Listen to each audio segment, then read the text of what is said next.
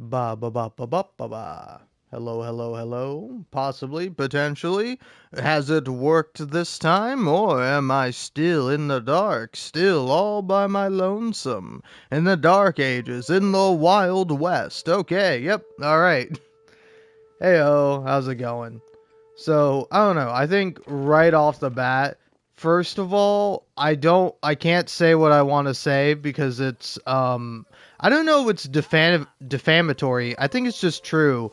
PlayStation sucks. I would like to use more harsh language than that, but PlayStation might get a little upset with me if I do. At least right now. But then, but yeah, anyway, I tried to start up this live stream, and like the most annoying thing that the PlayStation does is it's like, hey, you're live streaming, bro. And I'm like, okay, cool. And then I go to check, and it's like, hey, I'm not live streaming. Why are you lying to me? Why are you telling me that I'm live streaming when I am so clearly not live streaming, man? Anyway, come along, donkey. Oh, what's up, partner? Okay, I'll follow you. What's up? They're delivering provisions to the market. You steal one of the wagons, I give you good money. Okay. All right. You best be ready to pay up. Now I gotta steal wagon. Come along, my trusty steed. My noble, noble horse. Whee! But yeah, anyway. So, yeah, I started up the live stream, started talking, and like, immediately I was like, oh, I'm not actually live streaming. That's, no good. And so, started up the live stream. This time it seems to work. And so, do you mind if I get into a couple of bits that I have already prepared? Which is that, I don't know what happened. I think maybe TikTok was like, hey, we notice you don't like us showing you, like, literally insane people.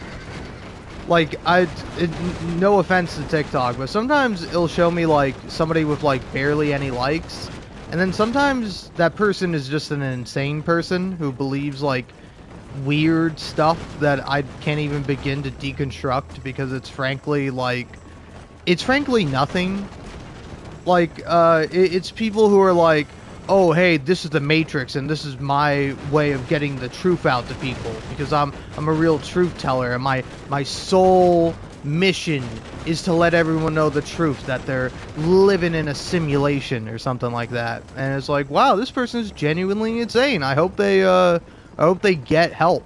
Like, frankly, I'm watching this video and I'm like, up with a straight face, but it's like, you need help. Like, you need somebody to, like, ground you in reality.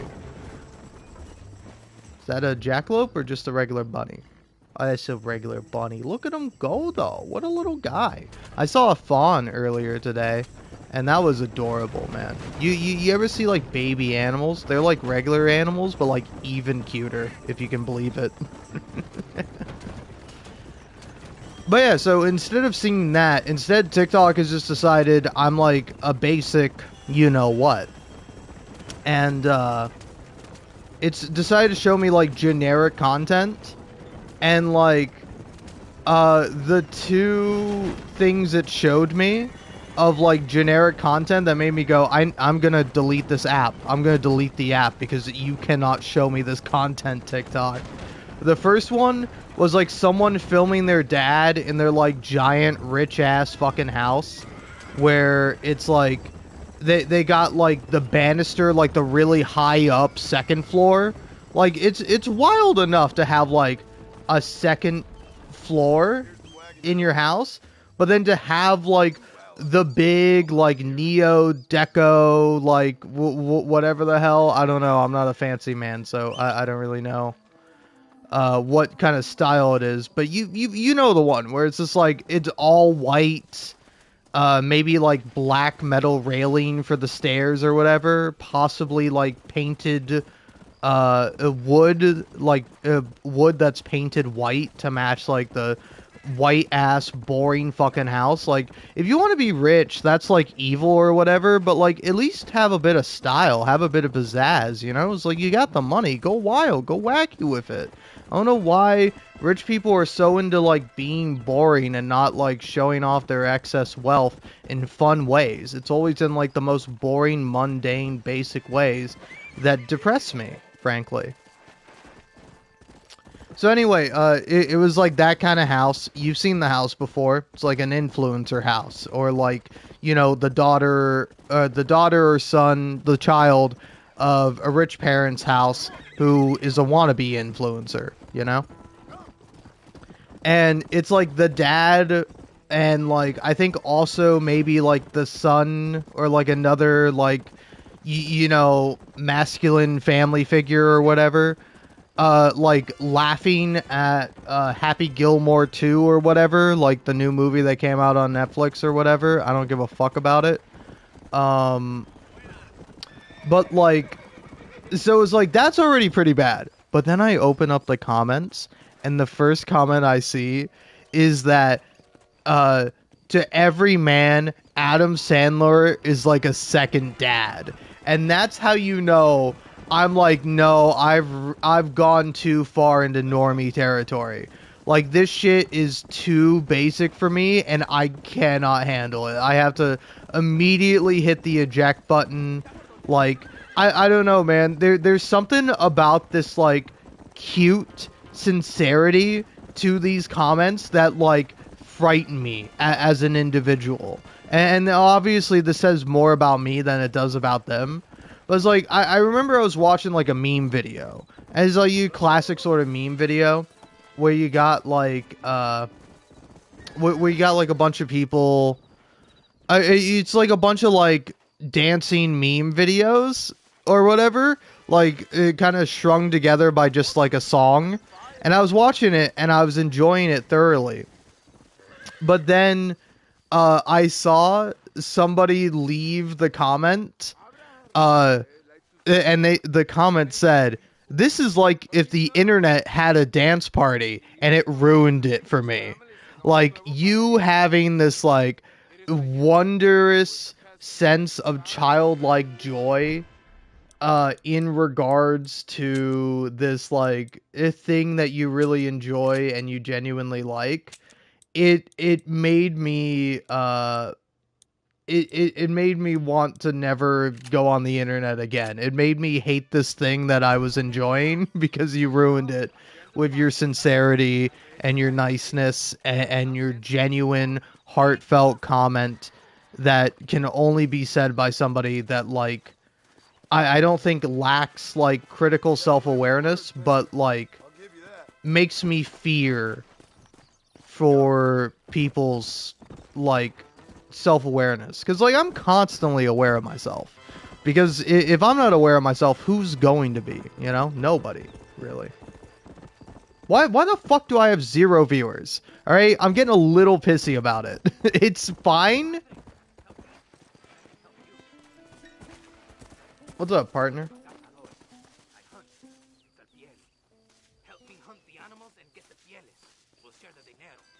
Okay, sure, man. Why not? It'll make a change from hunting criminals. Okay. Maybe do it here?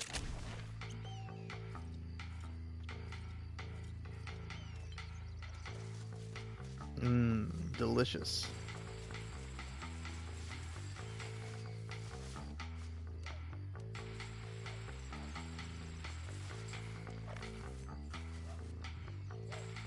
Oh yeah, here they come.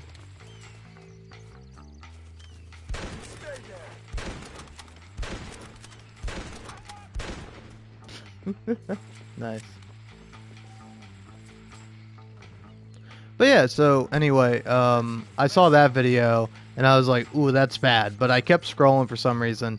And then I saw like a clear skit of like a cop pulling a woman over, and like it's literally like, to me it's like anti-humanity. This video I saw, where it's like this woman essentially pretending to be drunk or crazy or whatever, and then like a guy in a very clearly fake cop costume shows up and is like, "Hey, ma'am, what are you doing?" And is like, "Ma'am, have you been drinking?" And she's like, "Yes, I have been." And she's just acting like silly or goofy, like there's no like punchline or whatever. And then I'm like, "Oh my god, this is terrible." And I open up the comments, and it's like, "Whoa, I was not expecting that at the end." Oh my god, the end completely caught me off guard. And so I'm like, "Okay, I'm a sucker." I open up comments and I get spoiled on what the punchline is, and then I'll still watch the video and laugh when the punchline comes up. So I'm like, okay, the end's going to be funny. And the end is the guy arresting the woman because she's acting crazy, wacky, silly, goofy. Alright, cool. But so anyway, he does that, and then,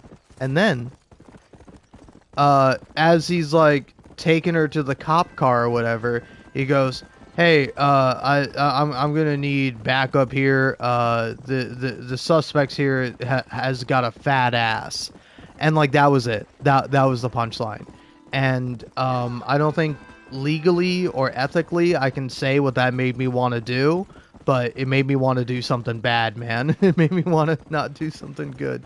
What? How the fuck am I getting 0 viewers, man? I'm sorry. I'm so pissed. I had this, full offense, annoying little asshole come into my live stream. It's like, "Hey, where's the Red Dead content? Well, what's this game? Persona? More like P-Sona. I'm sick of all this P-Sona content. Can you get back to Red Dead content?" Look at this. Look at this. Not even fucking here. Disrespectful ass piece of shit. Alright, let's go do the Dutch mission on the map, you know? That's Dutch right there. Ignore what it says. That's Dutch for surezies.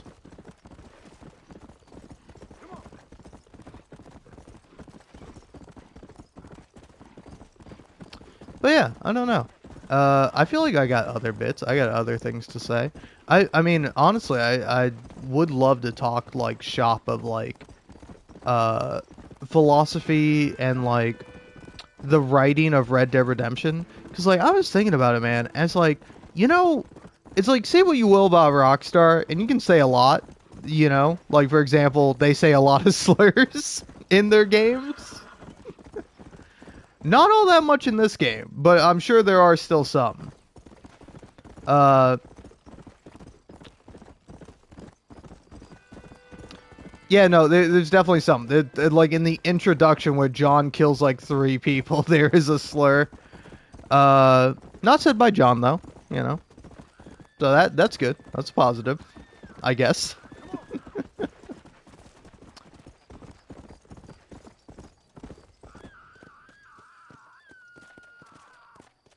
Hmm.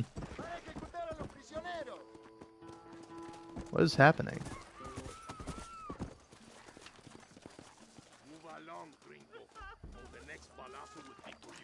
Nobody tells me what to do.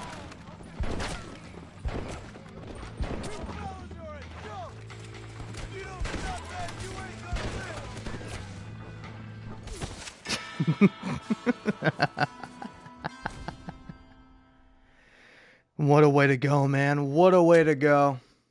Alright. Well then. I'll be back in a bit. Possibly. Potentially. We'll see.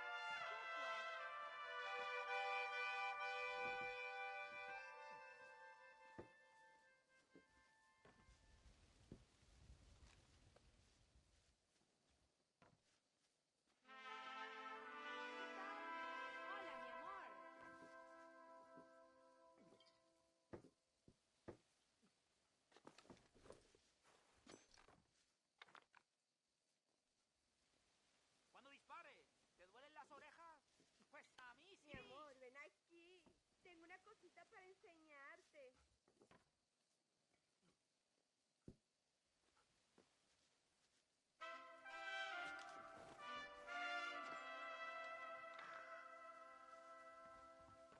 ¿Sabes cómo esquivar los balazos? ¡Probemos, pues!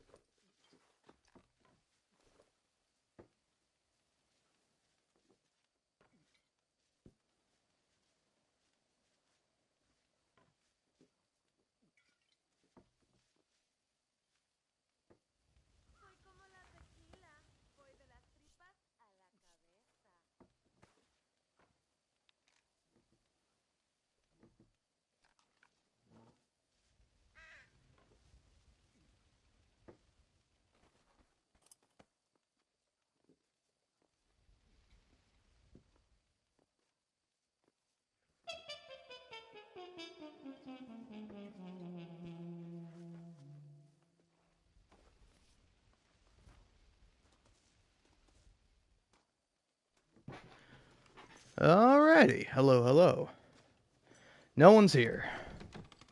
Might have been gone for like 5 or 10 minutes, but hey, nobody showed up for my live stream in the beginning, so I don't have to show up for my own live stream. Then, chicken! Oh, sorry. Just trying to kill the chicken.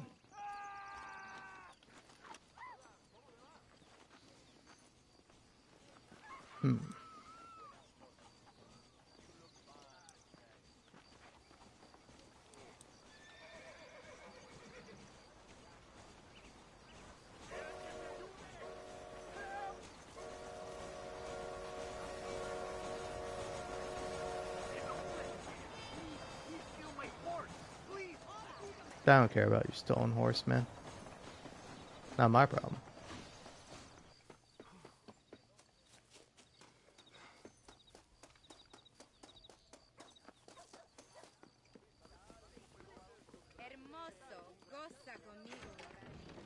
Anyway, what other outfits do I have? Do I have anything else fun, or am I just gonna stick with the top hat?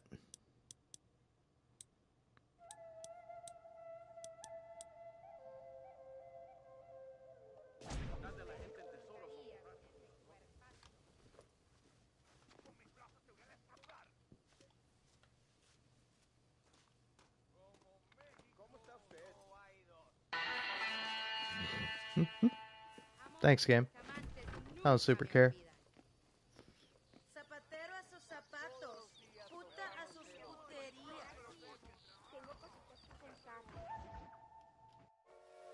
Muy interesante. Gracias, amigos. Mr. Marston, how the devil are you?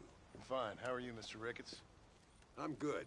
I'm glad you're here because these men were just telling me about Mr. Escuela. Javier Escuela? Emilio, let me ask you something. His nombre is Javier Señor Escuela? Is Javier to see? No sé, señor. He doesn't know. I got that bit. Ask him, was he about 5'8"? Mustache? Did he have an American in tow? A big American? Emilio, Estabacon, Grande Americano? Yo no sé. No. Again, I got that. But they do have his sister. Emilio's, I mean. She's a fine young woman, a teacher, a human being, not the clothed vermin so many people seem to have turned into. Tell him I'm sorry. When a man's family is involved, you need a little more enthusiasm than mere apologies. I have enough worries, sir. This man's problems pain me, but they're not quite my own. Those who sit on the fence make a choice, in their own way. Don't you think, Mr. Marston? Of course. And what about you, Ricketts?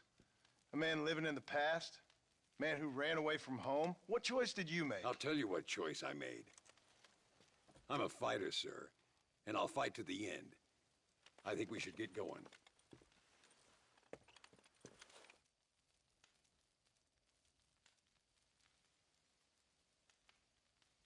I'm gonna take the train. You can come with me or ride ahead to El Matadero. Damn.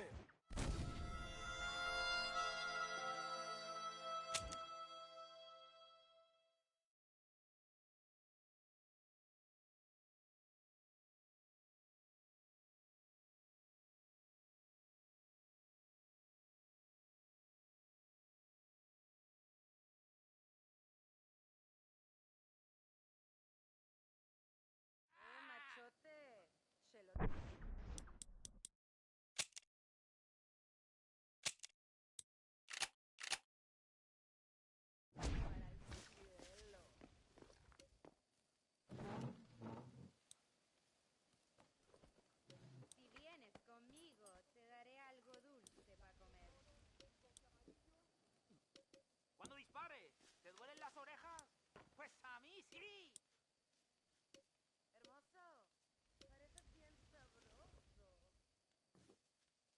Soy como la tequila, voy de las tripas a la cabeza.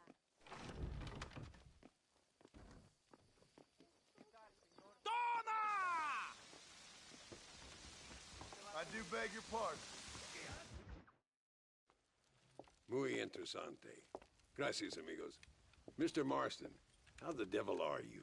I'm fine. How are you, Mr. Ricketts? I'm good. I'm glad you're here because these men were just telling me about Mr. Escuela. Javier Escuela? Emilio, let me ask you something. His nombre is Javier Señor Escuela? Is Javier to see? No sé, señor. He doesn't know. I got that bit. Ask him, was he about 5'8"? Mustache? Did he have an American in tow? A big American? Emilio, estaba con, grande americano? Yo no sé. No. Again, I got that. But they do have his sister. Emilio's, I mean. She's a fine young woman, a teacher, a human being, not the clothed vermin so many people seem to have turned into. Tell him I'm sorry.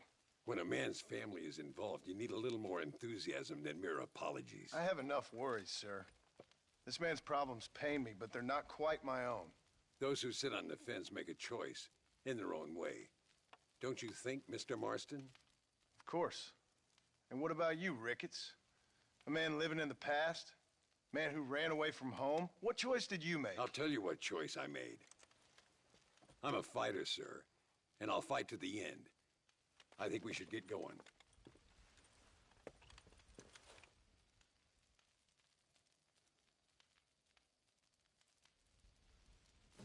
You can take the train with me or ride yourself. Makes no odds to me.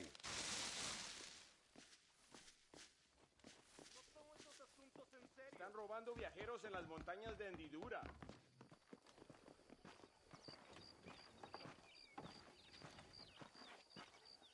I've been hearing some things about you, John Marston.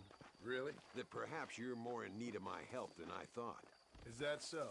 That some recent encounters with this Bill Williamson fella haven't gone exactly in your favor. Funny how everyone seems to know my business, but nothing about the men I'm looking for. It isn't easy getting the locals to talk.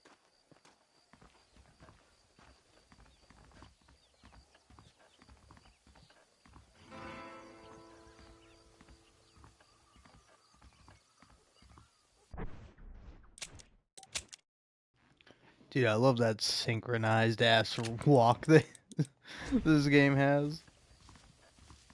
It's pretty funny.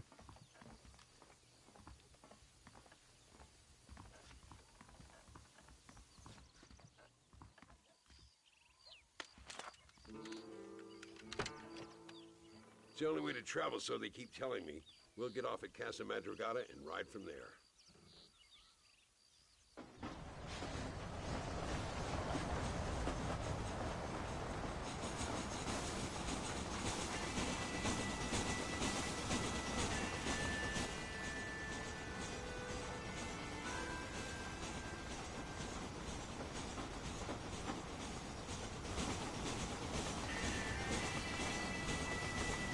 Don't worry about me. I'm too old for sleep. I'll wake you when we get there.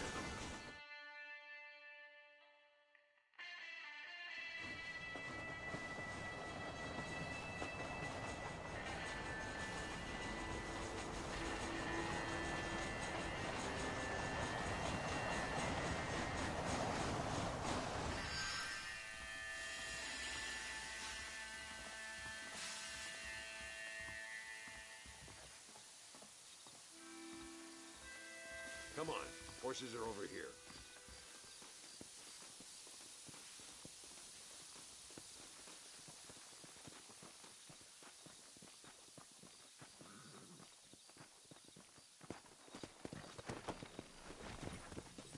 Work!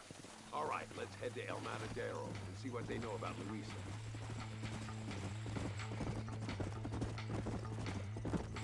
We need to find a man called Carlos. I was told he could help us. We'll ask around when we get there, but we don't want to draw attention. See if you can keep your gun holstered for once. You're the hero around here, Mr. Ricketts, not me. What does the army want with this Luisa girl anyway? She's a rebel, and apparently close to their leader, Reyes. She's a pretty young thing. That's normally reason enough for Allende. So I've heard. She's a good woman, a teacher. If they lay a finger on her, I swear I'll feed those bastards their balls.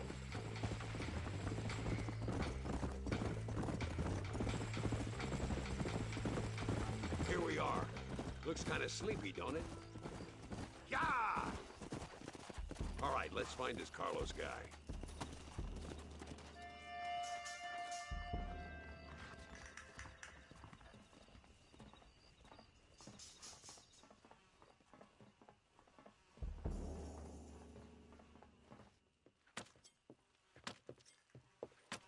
Carlos.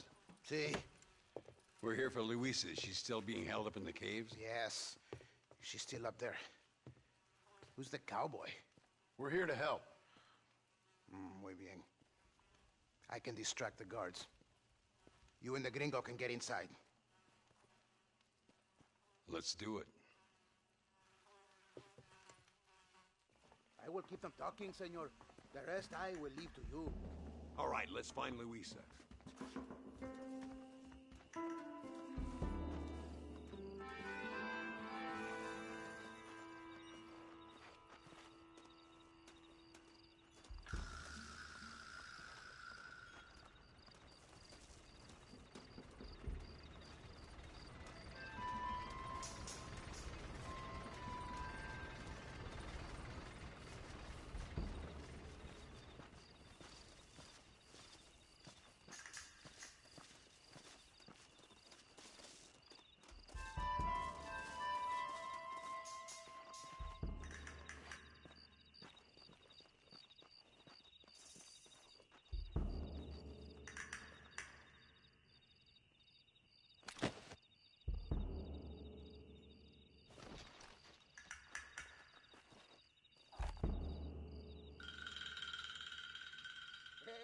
Hola. ¿Qué tal? ¿Qué quieres? ¡No puedes estar aquí! Hace calor hoy. Bien bochornoso, ¿verdad? No lo voy a decir otra vez. ¡No puedes estar aquí! Oye, soy yo, Carlos. Pues trabajo en el matadero. No me importa quién eres. Esta es una zona militar prohibida. Vete a casa. Me gustan sus botas. Muy bonitas. Mi hermana tiene las mismas. Pinche campesino de mierda. Te voy a colgar al lado de tus cerdos. Váyanse al infierno, traidores. Well, I say we've waited long enough. The entrance is down this way.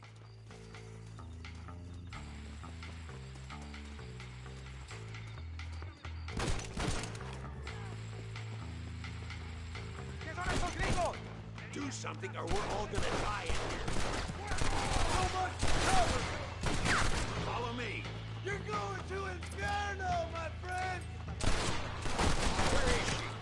What are you doing back there? My lord.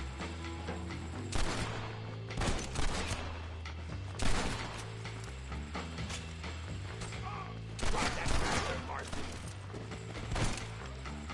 What the hell?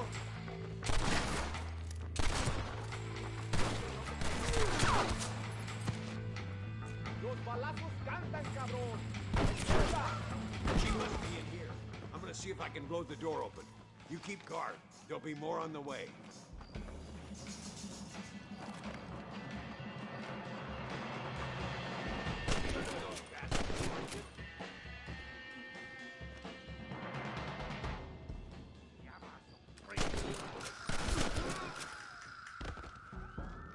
Get behind the table. I'm gonna blow it.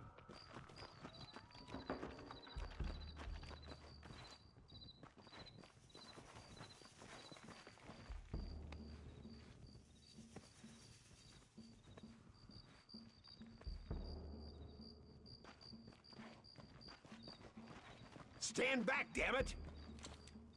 Here goes.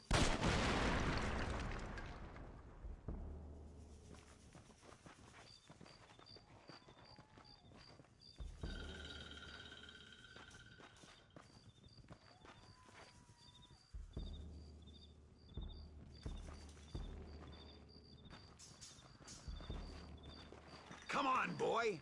Poor girl's barely alive. Let's get the hell out of here before any more of them show up.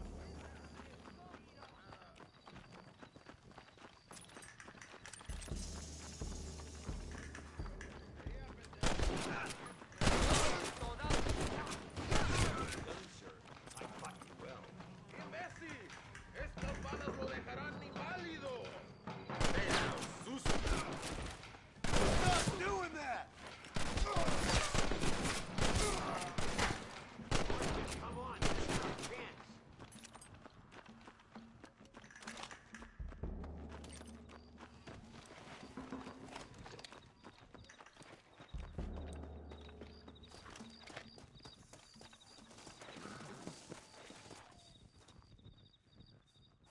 Looks like Carlos left us some horses. Come on.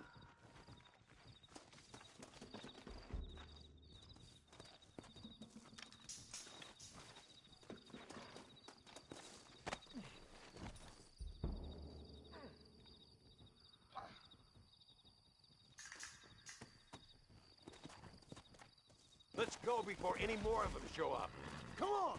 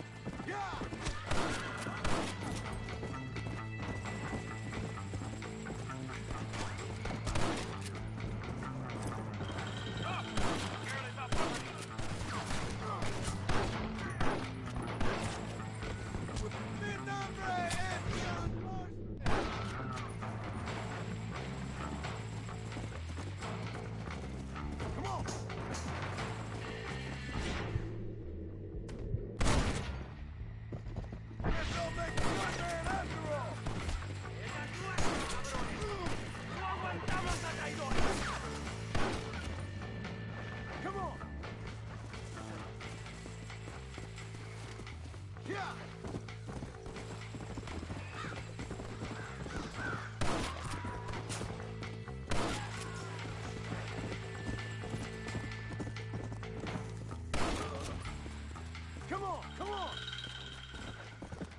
Yeah!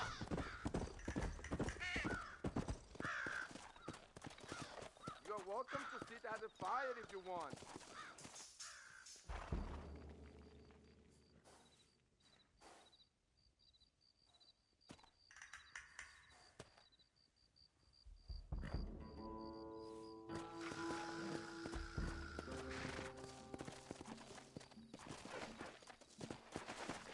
Faster!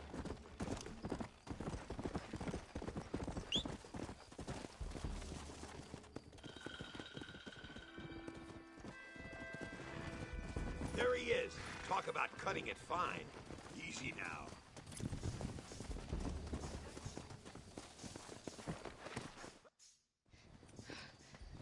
Thank you for saving me. You're good men. Friends of the people of this land. Was someone named Harvey Escuela one of the men holding you? No, I don't know. I don't think so. But I remember that name from prison. Bad people spoke of him. I told you, John, he's still in Mexico. Okay, then. I guess we'll keep looking. Yep.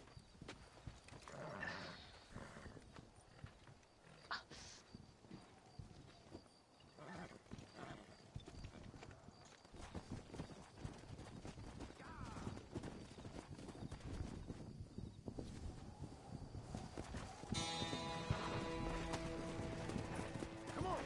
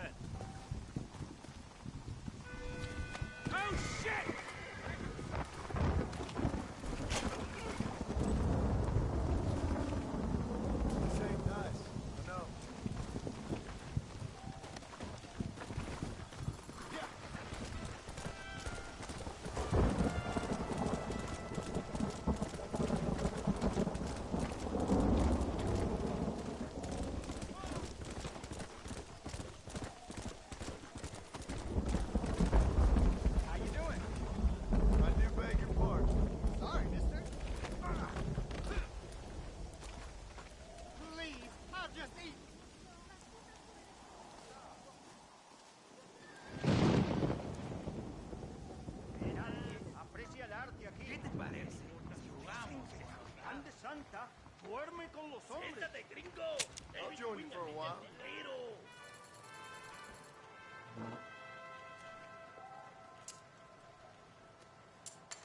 All right, fellas.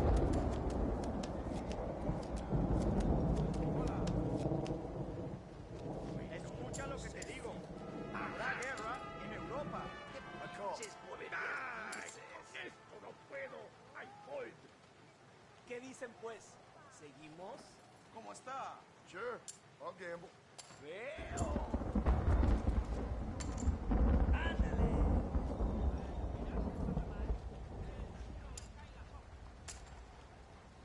¿Qué tal? We got ourselves a tough guy. Te voy a partir la cabeza. I'm feeling lucky.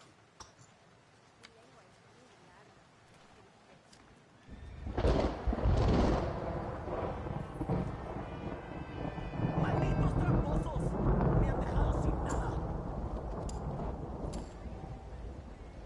Always know when to walk away.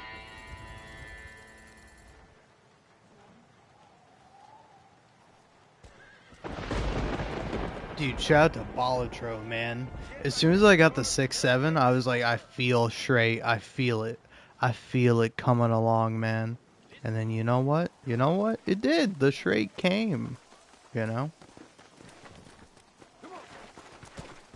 There's a joke. There's a joke here. I don't know if I have the ability to construct it.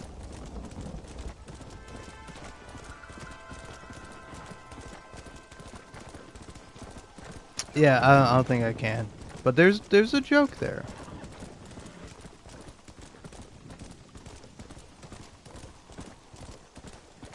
Let's go. Let's go.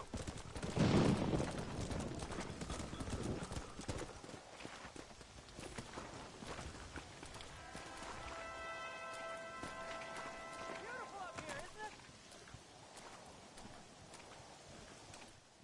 Hello there, friend. You come to enjoy the scenery? I guess I have. What are you doing out here? You know, I'm trying to capitalize on the stiff upward breezes in this region to launch my first ever flight. You're gonna try to use that crazy thing to fly? I'll be soaring like an eagle, or my name's not Charles Kinnear. I should be the first man swooping through this valley. Yes, I shall. I'd leap off now, only it seems like I need more adhesive to keep the wings together. I've concocted my own special formula, since that store-bought stuff isn't strong enough. However, I can't abandon my machine to gather more materials. What kind of materials are you talking about, Charles Kinnear? I need a bunch of bird feathers, doesn't matter what kind, along with a parcel of beaver hides to boil down, along with some red sage to make it all pliable. Okay. I think I can find all that stuff. I'll be back, Charles. Because you leaping off that cliff is something I have to watch. Oh, they doubted dear Icarus, sir. Yes, they did!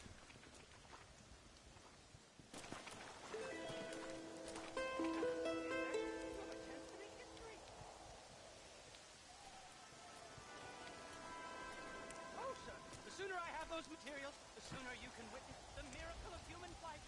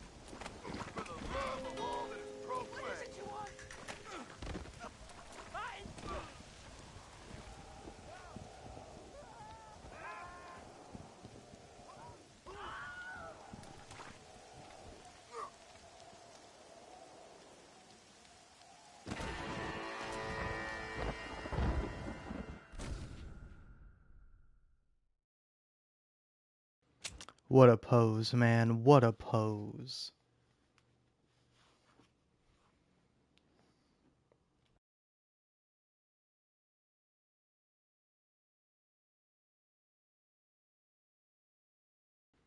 Anyway, cheers.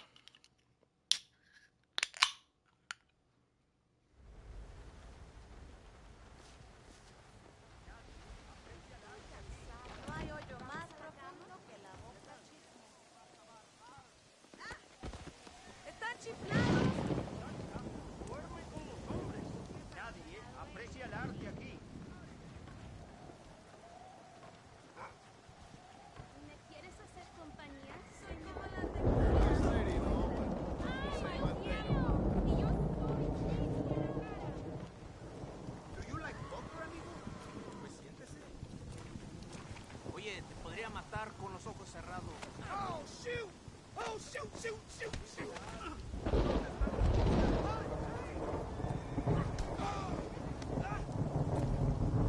Te voy a pegar una trompada. Hasta ido. Enough of you. Come on.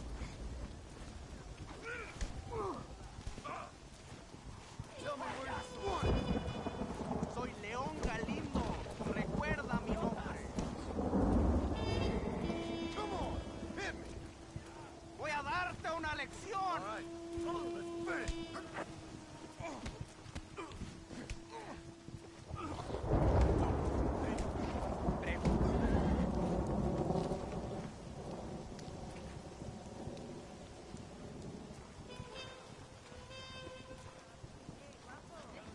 ¡Es un baño de sangre!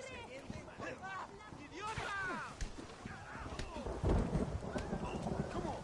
Show me some. Pagarás por tus crímenes contra el paraíso. Mister. ¡Imbécil! Tus puños no tendrán merced. Te dejaré en pedazos.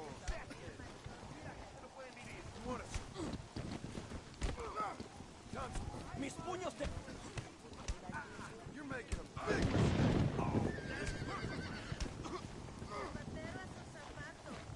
Te voy a llenar de agujeros. Esto va a acabar mal. ¡Están chiflados! Who the hell do you think you are?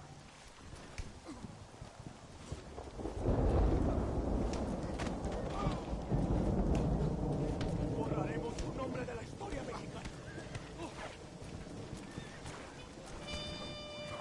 La traición de mi pueblo terminará aquí.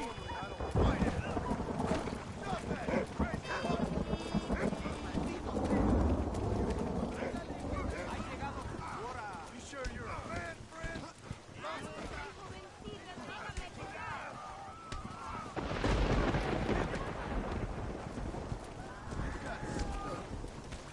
Come on then, Te partner. dejaré en pedazos. Ain't this fun? Voy a... Say good night, friend.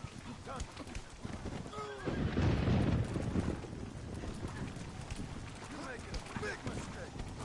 Come on, hit me. No dejaremos sobre Prepárate para un mundo de dolor. Let's see what you got, you silly woman. I'm putting you down hard.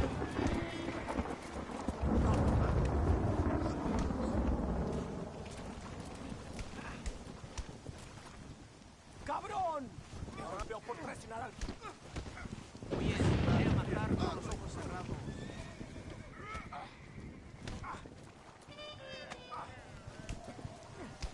Tell me, Soy León Galindo. Recuerda mi nombre. Esto va a acabar mal. show me something.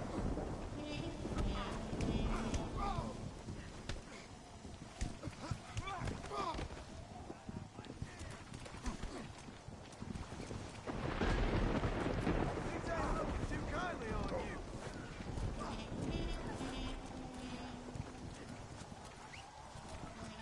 ¡Ay, qué lástima! ¡Qué mala suerte!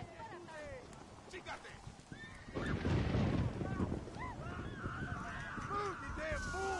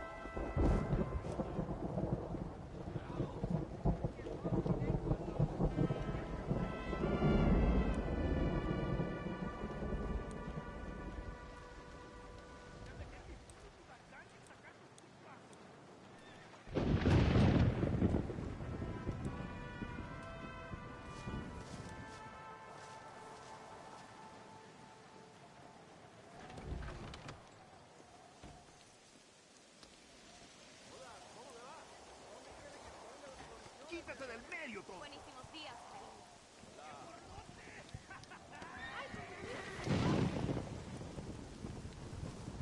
Hey, amigo, you wanna make some money? Ven conmigo. Por unos pesos podemos retirar a mi cuarto y conocernos mejor, ¿eh? No me Ay, no tengo nada. Gentlemen, I thank you. Oh, yeah. Hey, Mr. Marston. How you keeping, sir? Just fine, thank you. And you? Oh, very well, sir. Thank God my wife died. Unlucky in love, lucky in cards. Tarzan, champagne for everyone. Keep playing, Mr. Ricketts. Oh, I'm sorry, Herr Muller. I'll keep playing you in servitude for the rest of your life on Earth, if that makes you happy. Yes, I shall indeed, sir. Well then, your deal. Oh, Marston, would you like to join us? I don't think so. I'm just gonna have a drink. Oh, come on. Sit down. Sit down. Okay, then.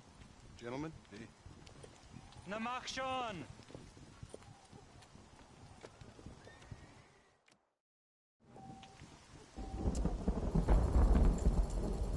Another American. Now I need 2 pairs of eyes. Muller, we might have to send you off prospecting for more silver soon. I fault. Now, fold. Always a pleasure playing with you, Mr. Muller. You two must think I'm a fool. I think it's about time I showed you fine fellers how this is done. I'll call. I call. Mr. Marston, I hope you realize you're in the presence of one of the keenest German minds in all of Mexico. Call. I call you. Lady Luck is sure kicking my ass today. I'll check. Gold! That's enough for me. No, thank you.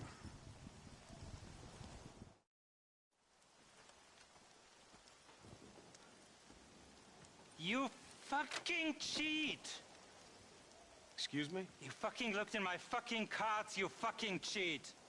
Now, Herr Muller, let's calm down. There must be some mistake. There's no mistake. Your Yankee friend here is a fucking cheat. Easy there, Germany. Calm yourself down. Oh, yeah, you know exactly what you did. Yeah, I know exactly what I did, friend, which was nothing. Now, I'd prefer it if we could all play a friendly game and no one get hurt. You planted this guy, Ricketts. Now, why would I do that? I've already beaten you. Now, calm down and let's finish the game. There's no more cards game. Ease up there, friend.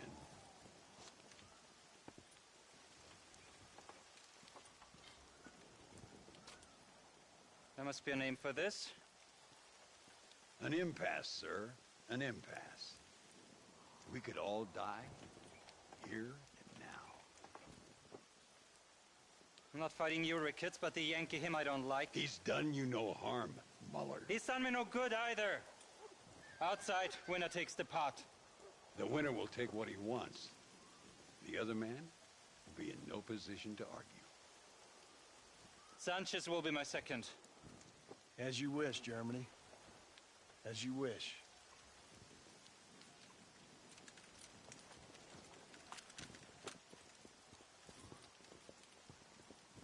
Walk with me, John. I want to make sure you know how this is going to work. Shut the fuck up, Landon. I know how to duel. But anyway, it's funny because I didn't cheat at all. In fact, I lost. But I am gonna cheat in this duel just to watch. But also, I will say, yeah, something I never noticed, or like, something I would not normally comment upon. But like, do you see this beautiful woman here? Like, I noticed her in the background of like one shot, and I was like, oh, she looks cool. And then like, I noticed she also pulls out her gun and points it during the standoff, and that's really funny. I like that little detail.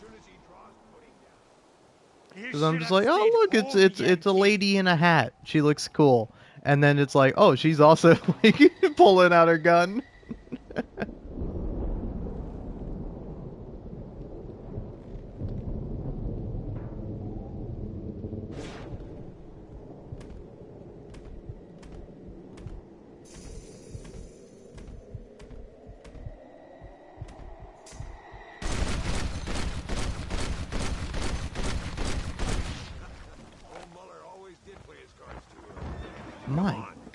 man. He's mush. He's pulp. I eviscerated him. He doesn't have a face anymore. The man they call Marston, see? You like killing? Watch me cut her throat. Nice friends you got here, Mr. Ricketts. Tú y yo, Marston. Peleamos ahora, We fight now. Careful, Marston. I know that girl. Sorry, I don't understand this guy or his motivation. You saw me kill, like, this piece of shit German guy, and you're like, oh, you like killing, eh? Well, I'm gonna kill this woman. What do you think about that, Marston? It's crazy, man.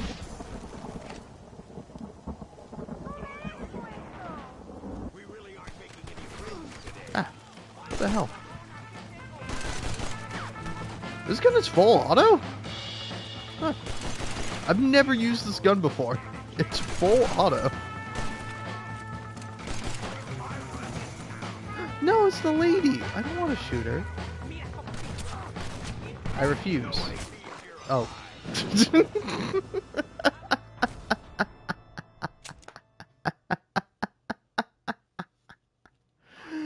Oh, man. Okay. Alright. Get in cover.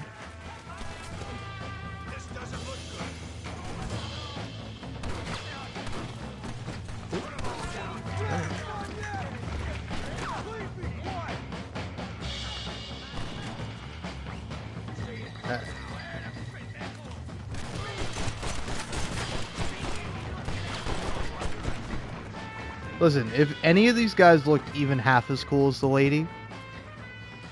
Well, I must say, you tourists certainly bring peace and prosperity to this land. Then again, I doubt Muller will be missed. He wasn't much of a poker player. Yeah, that's what you have to say, man. Your petty criminal behavior has been noted. Fearful members of the populace take smaller payoffs to keep quiet. Well, isn't that nice? Honor rustler. Alright, that's cool, man.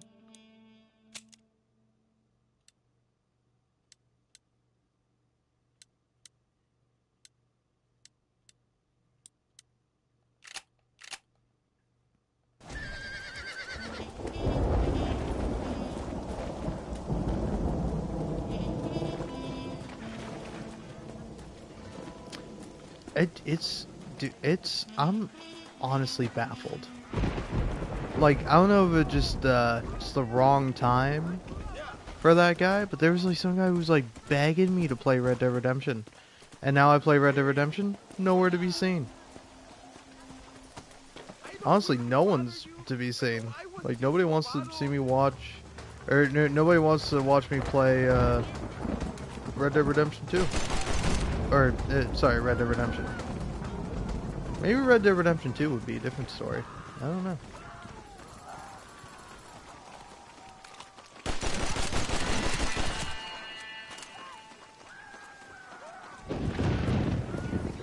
No, I didn't fail. I succeeded. I got the money game.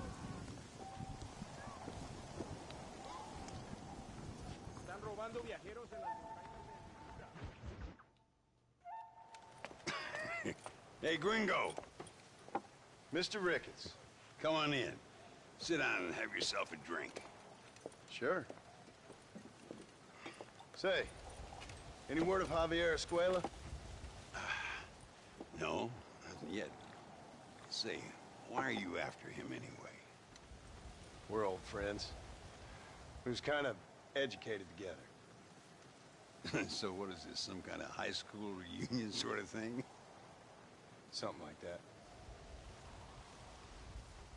Well, you've killed people. You lived the life. That I have. And I tried to stop. I mean, I don't know. I tried to go straight. I did. I left the gang after the gang left me. Left me to die after I'd been shot. They'd all gone crazy anyhow. Our old leader, fella you probably heard of. Anyway, he more or less lost his mind, went and shot a bunch of people unfair like. I got shot in a robbery. They left me, and I left them. Well, that's how it goes.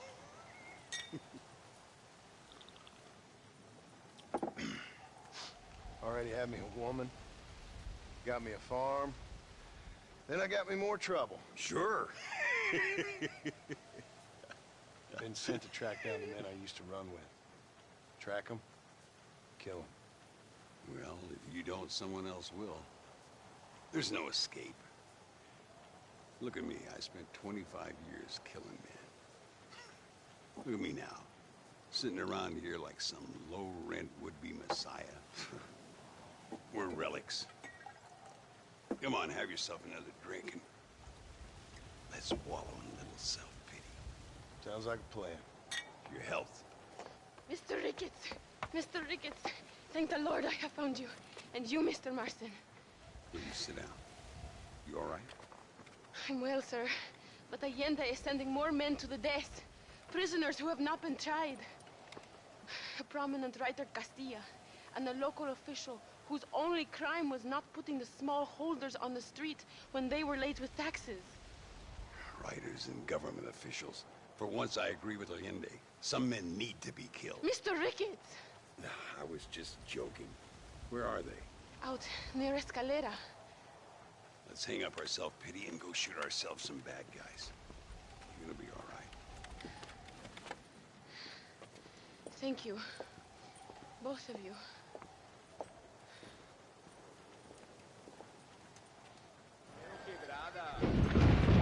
All right, here we go again.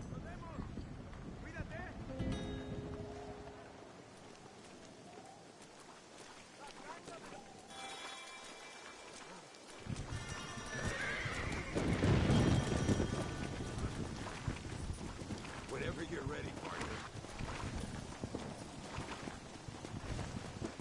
Let's go!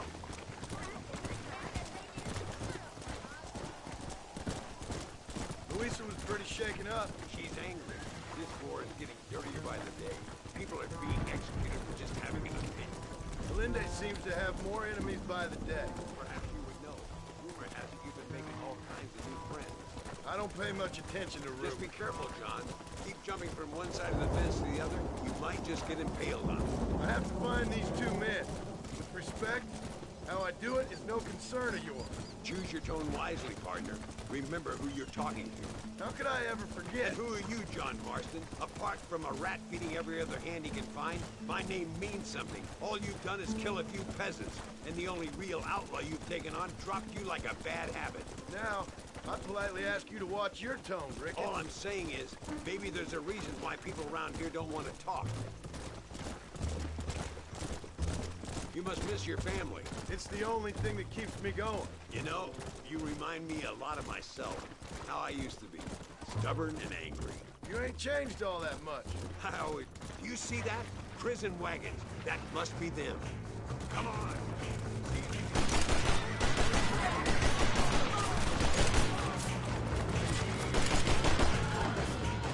Go!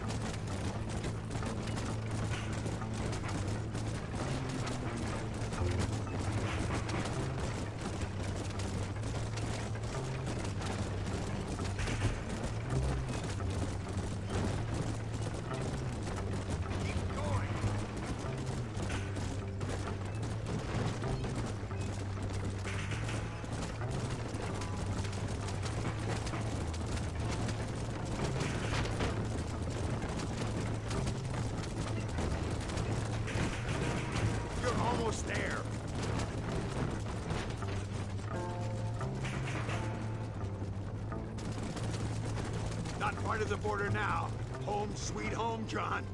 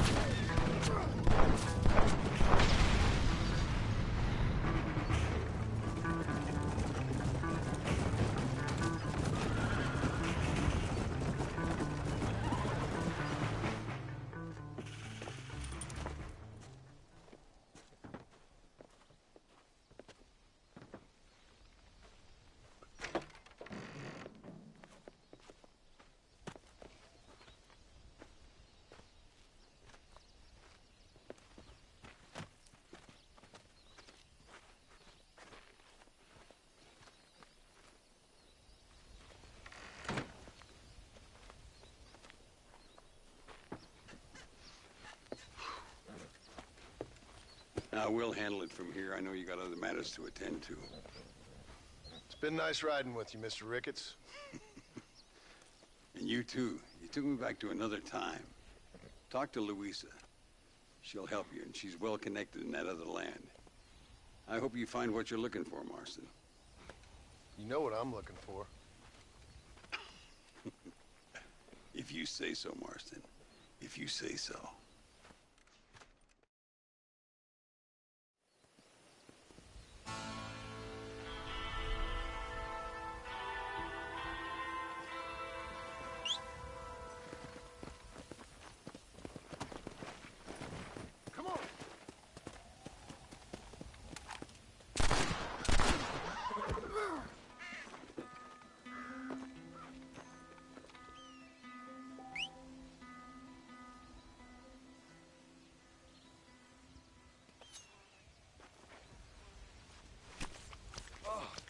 What were you eating?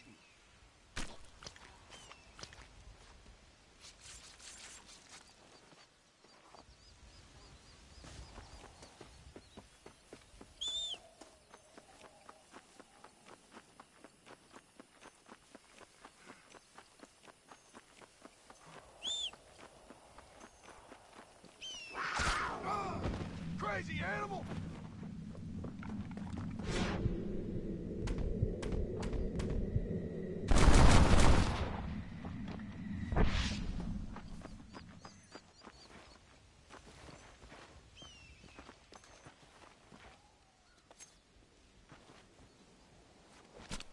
Tough one, ain't you?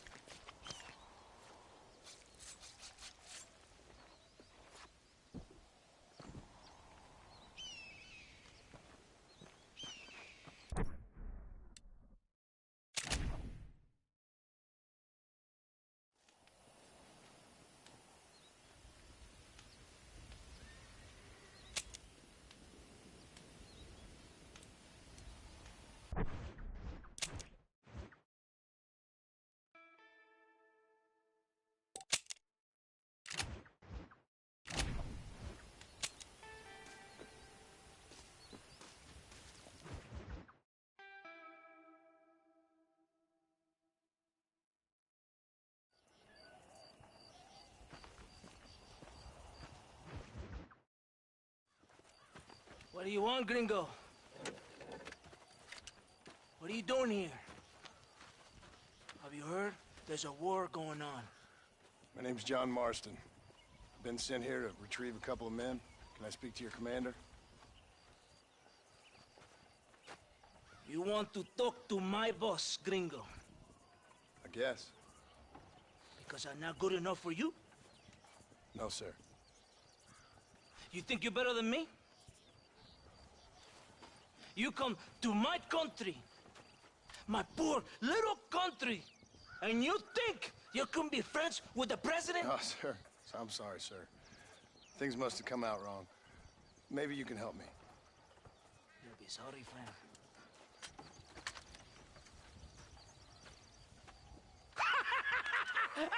Relax, amigo, relax. Sure. Somewhere between a threatening stare and the soldier's arm to the teeth? Yeah. Yeah, you had me. Welcome to Mexico, amigo! Let's come eat, drink, and then we'll talk. My name is Capitan Vicente de Santa. John Marston. My country is in pain, John Marston. Terrible pain. The rebels have seized the people by the throat and destroy a way of life. I'm no politician, sir.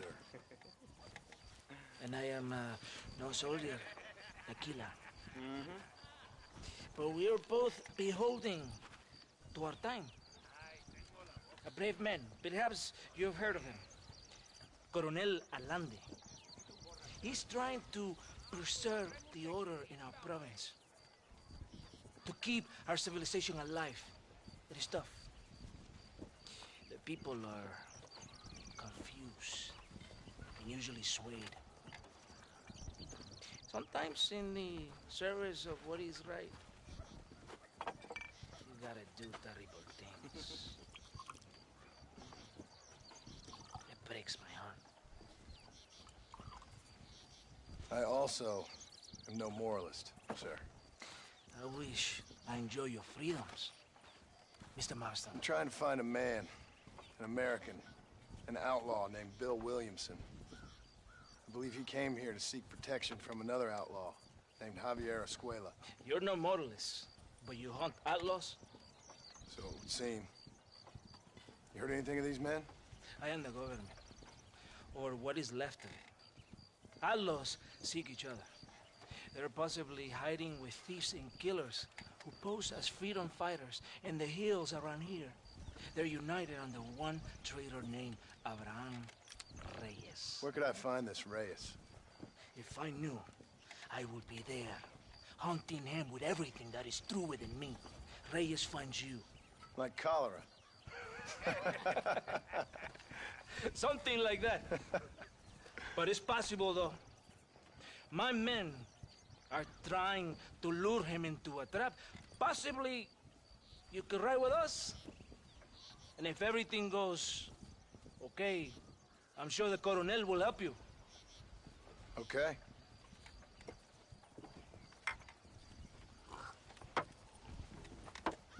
Vámonos! You can take your horse or ride on the wagon.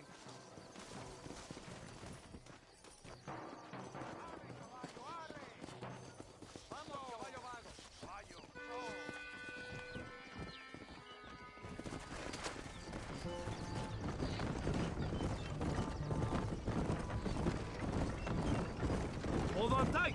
We're in a hurry. You did not expect such a warm welcome from the Mexican army, I can see. I didn't know what to expect. I hadn't even crossed the border and I was being shot at. You will hear a lot of words like tyrant and oppression here. Words that the peasants have been taught, but do not understand. Meaningless words. The army is suffering a crisis of reputation. Even I've heard about the colonel down here. He's not famous for his compassion. This is the point. Have you met Coronel Allende? Do you know him? No. Like a papagayo? He just repeat lies you heard. Maybe. Allende is a good man, a strong man. He carries the weight of a million problems on his shoulders. Am I supposed to pity him? You gringos are so quick to judge. You love to talk badly of other people because it makes you feel better about yourselves. Maybe you should look in the mirror. You're the one talking about this, and I ain't here to make a judgment on the way of your government. I've got enough problems with my own right now. This isn't America, Senor Marston. We are poor. Kindness must take a different form. What is better? To pull your arm around a hungry man, or to beat him until he grows some food to eat? I think you need to answer that question yourself. Who are these outlaws you hunt? This Billy, the cowboy, and his Mexican friend. Bill Williamson's a fella I used to know, and Javier Escuela, well, I knew him too. What do you mean? You know these men? We was friends once. Part of the past I can't seem to get rid of. The past is all that's real, my friend. It cannot be erased. That is the problem with the people here. They spend too much time dreaming about imaginary futures. I know I can't change the past, but I'm sure gonna do something about the future. Whatever helps you sleep at night, amigo. My country is full of American criminals, mostly in the service of the rebel pigs. Mexico is an easy place for a man to lose himself, whether he wants to get lost or not. Hopefully not too easy. I ain't got much time to find these men. There must be a high price on their heads. The highest price. Can I ask how much? I'm not getting paid. It's a long story. I'm being made to do this. I will never understand you Americans. Me neither. We have a system of law in Mexico, senor. And we do not tolerate people who think they can run with their own. However, if you help us, we help you, no one hides from Colonel Allende for long. This rebellion, it is a disease. It is killing this country. Don't the people have the right to stand up for themselves? The right? The right! Don't you throw silly ideas at me. What do you know about the rights of the Mexican people? Very little. I'm just saying there must be something behind this rebellion. I'll tell you what's behind there, Senor Marston. Lies. Insidious lies. The peasants are stupid, and like cows, they can be herded. It only takes a few men to move many. Maybe they've just had enough of being called stupid. You're talking about things you don't understand. If you ask me something, I'm gonna give you an answer. Are you a revolutionary? Is that why you're here? I was once, I suppose. In a twisted kind of way. Thought I could change something if I fought hard enough.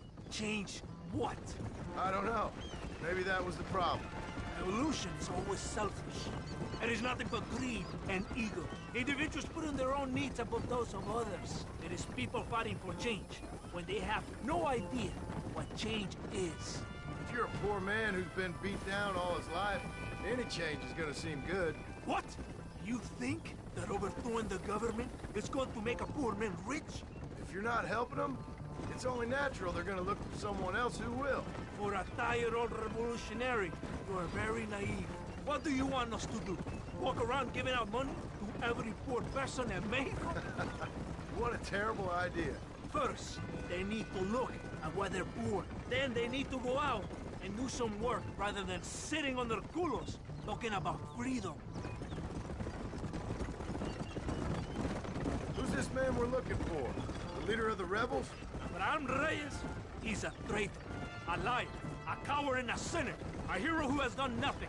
I have far more respect for the shit I looked this morning than I ever will for that pathetic worm. That's a nice image. He is from a rich family, a man born in a golden cradle, who pretends to fight for the poor. He's taking advantage of the ignorant and the weak-minded. He must be telling the people something they want to hear. Of course he is. All that bastard does is stand in a balcony, giving speeches. It is easy to make promises you can never keep. It takes more than a few promises to build an army. Reyes wants power, nothing else.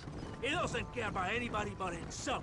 He's prepared to destroy everything my compatriots have fought and died for, just to hear people shout his name. Were you ever in the army? No, sir. I was never in the army. I thought as much. You have the air of a man who knows little of loyalty, and this one.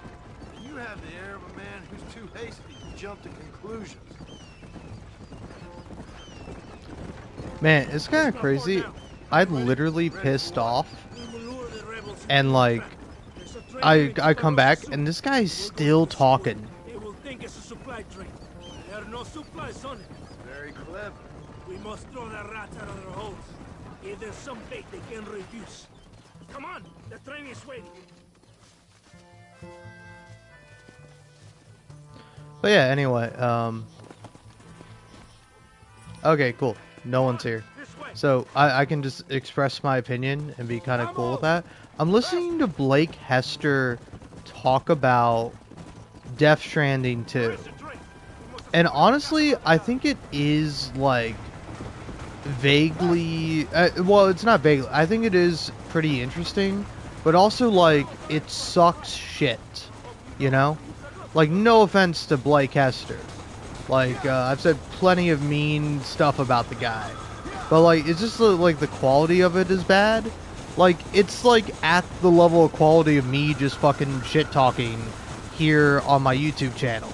Of, like, him, like, looking up on his phone, like, the actress for Rainey in Death Stranding 2, Shioli, Kutsune or something. I'm not sure of her last name. But he's like, oh man, what else was she in? And he's like on the fucking fandom site. It's like, dude, just look up her IMDb, man.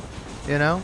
But she's been in like various things. I would say like the most like culturally significant thing she's been in is like Deadpool 2. Which is like that's not like a compliment necessarily to Deadpool. That's just like the fact of the matter is. And that was something that pissed me off when it's like, oh hey, that's like Yukiko from Deadpool 2, and it's like, no, it's the fucking actress, you know?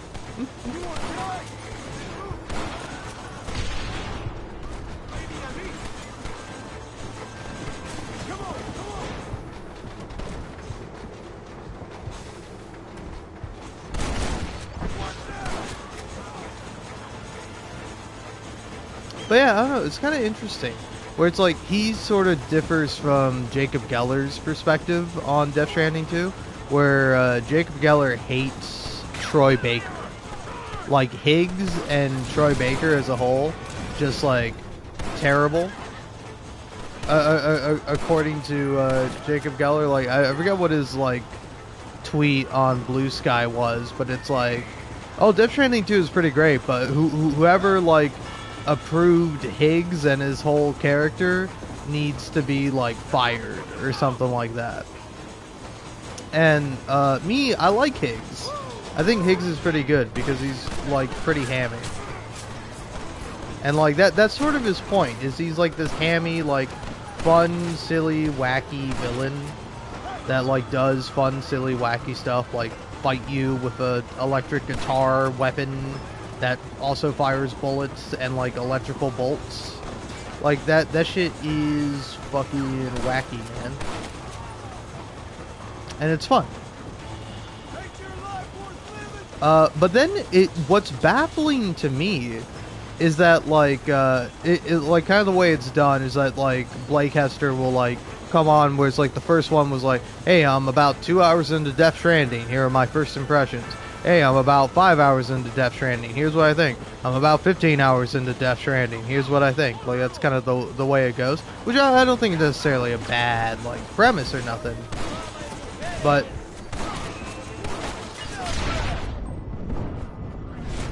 it's just one that, like, it's one that I find to be fine. Like, there's nothing wrong with it. But it's like, I don't know, it's like, I think it is an interesting sort of perspective on it. Also, it's like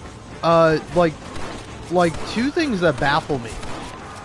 Is that, like, he made a note, like a little thing where he's like, hey, I'm at the part with, like, Dead Man not Dead Man, Die Hard Man in Death Stranding 2, and this shit fucking blows. And I'm like, wait, that's where you draw the line?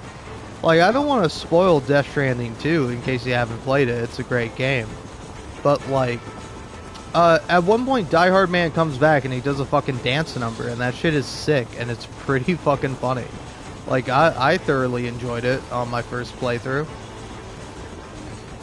And, like, I don't know, to me, at least, it's like, it's very campy, and it's very fun, and it's like, I enjoy that. And it's like weird to like enjoy Higgs, but then to not enjoy Die Hard Man coming in and doing like a dance number. Which also, it's like, it's very funny that he's like, oh, Die Hard Man comes in with this pop song, and it's like, it's not a pop song, it's a remix of Lou's theme. It's like BB's theme from the first game, and it's like a pop, like, kind of club version of it or whatever. But like, it's fun. It's a fun little scene, and I'm surprised it pissed him off so much. But yeah, that's pretty baffling. But then also, like, him going like, oh, I think like, again, nobody's watching, right? It's just full spoilers, carte blanche spoilers for Death Stranding 2.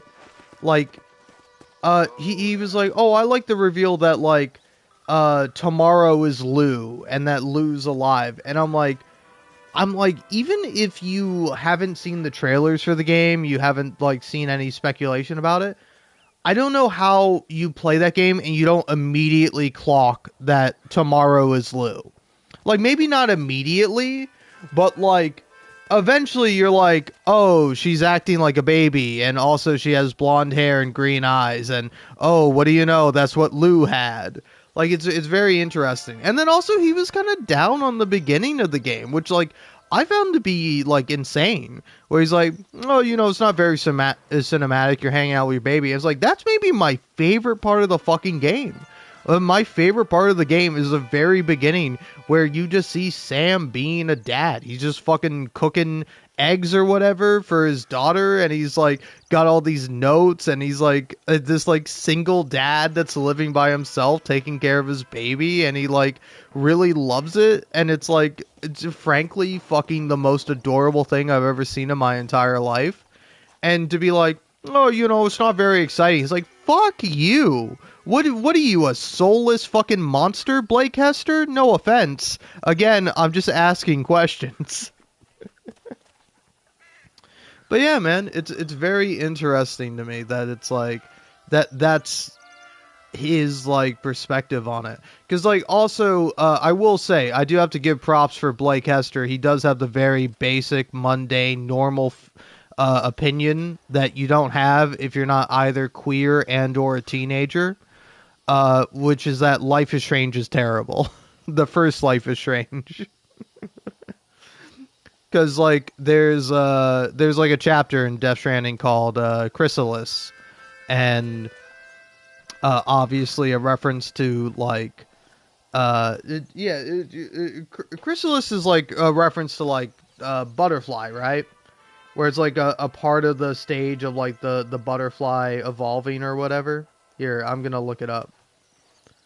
It's funny. He's like, oh, I don't know what Chrysalis is, and he doesn't look that shit up. But it's like, if you're looking shit up, yeah, a chrysalis is a quiescent. I don't know what that fucking word is, but it's an insect pupa, especially of a butterfly or a moth, or a moth. So yeah, that makes perfect sense. But like, he kind of says that like, oh yeah, you know, I know Life is Strange isn't really my demographic, but it's like that game fucking sucks. And he's like, oh, but Life is Strange 2, that looks pretty good. Like I saw somebody play the first episode, it's pretty good, and I'm like, oh, I gotta play that, and I never did. And it's like, fair.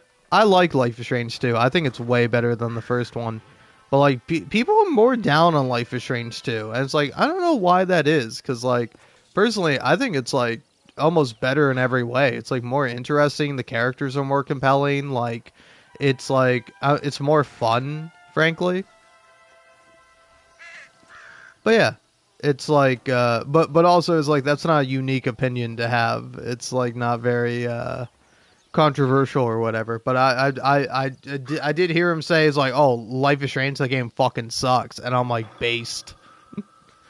Blake Hester, you and I, we may disagree on some things, and I may think you're not very, entertaining. But, like, hey, we do share common ground. We are both humans with a functioning brain, so we both know that Life is Strange fucking sucks. So, that's pretty cool. That's pretty cool, you know? It's nice finding some common ground. But yeah, man.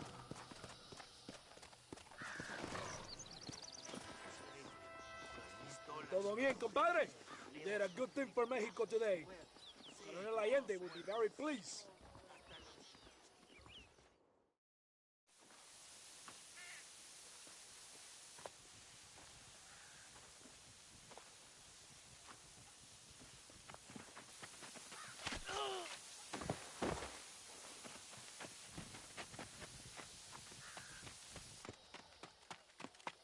¡Los rebeldes están robando el tren!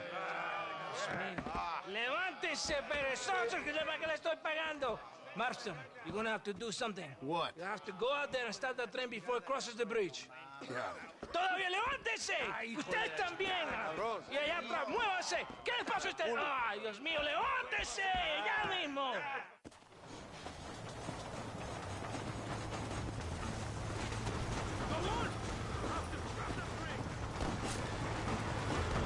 That's too damn close!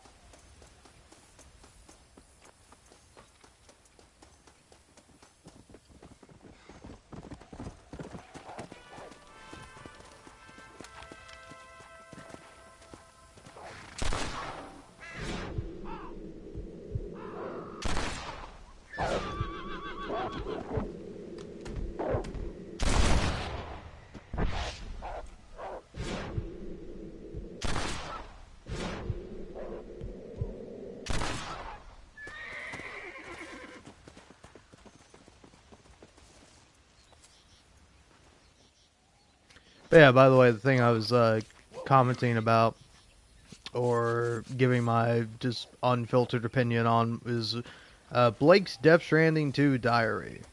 Well, again, I don't think it's atrocious or nothing. Like, I think it's interesting. His final thing on it is that it's like, you know, even though I didn't love it, even though it wasn't perfect, I'm glad it brought people into the fold that, like, you know, that Death Stranding 1 is, like, a pretty good fucking game.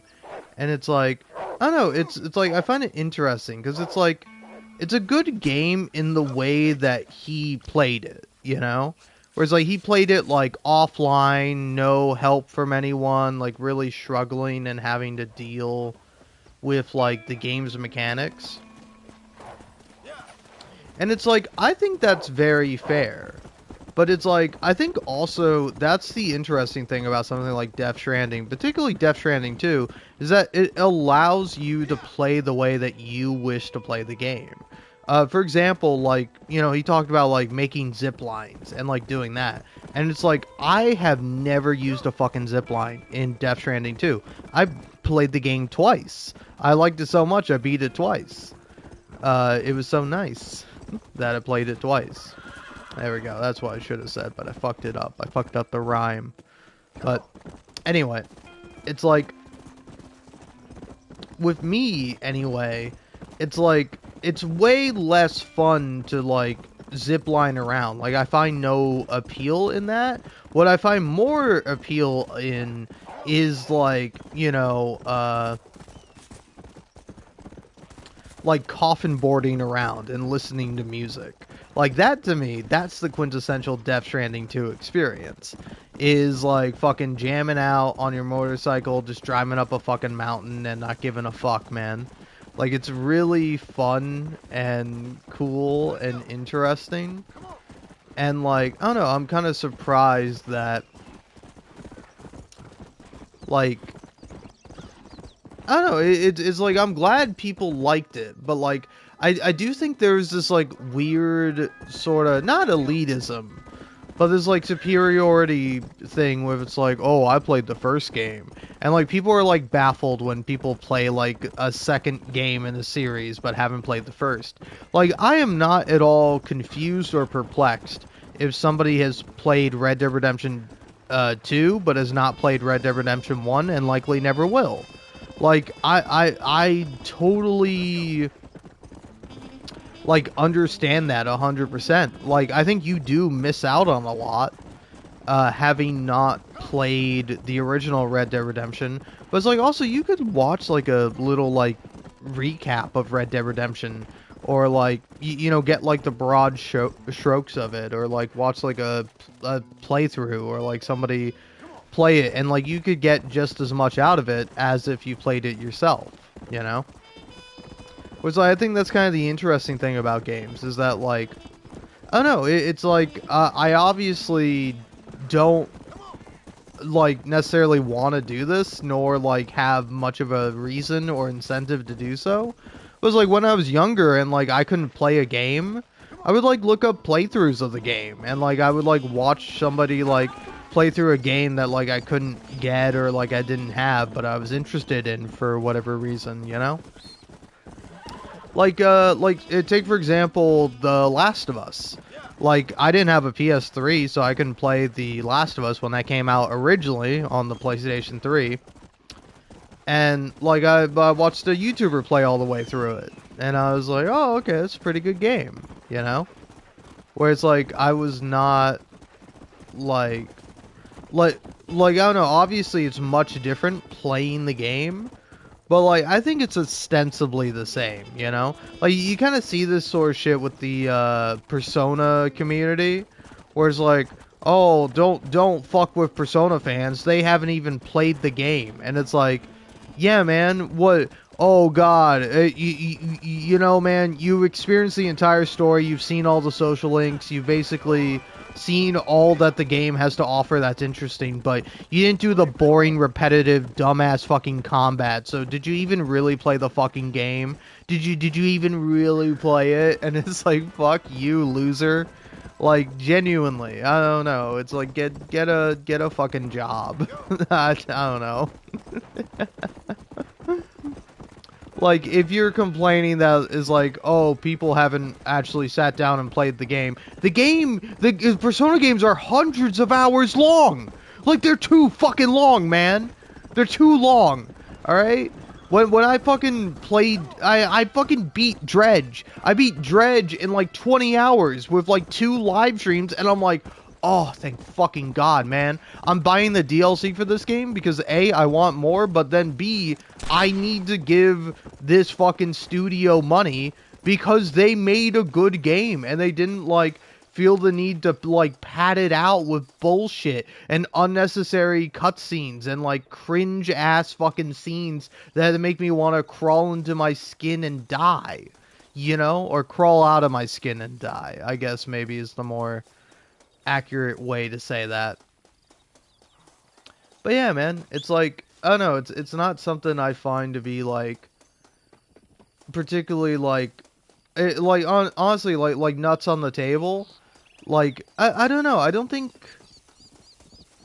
it is like, again, playing a game is interesting. Like, it's a very interesting thing where it's like you get to do what you want. Like, oftentimes when I would watch someone play a game and they would like choose something that I wouldn't choose or do something differently than how I would do it, it's like that would lead me to want to like get the game. So I'm like, oh, I could play the game in my way and I can make this choice and I can do this and I can do that. And it's like, I think that's really neat that like for every game there's like a personal experience that is to be had with it. And then that's like a very unique thing, because it's like, yes, that is the case for all media, is that, you know, depending on how you're feeling or whatever, like like everyone experiences a game differently.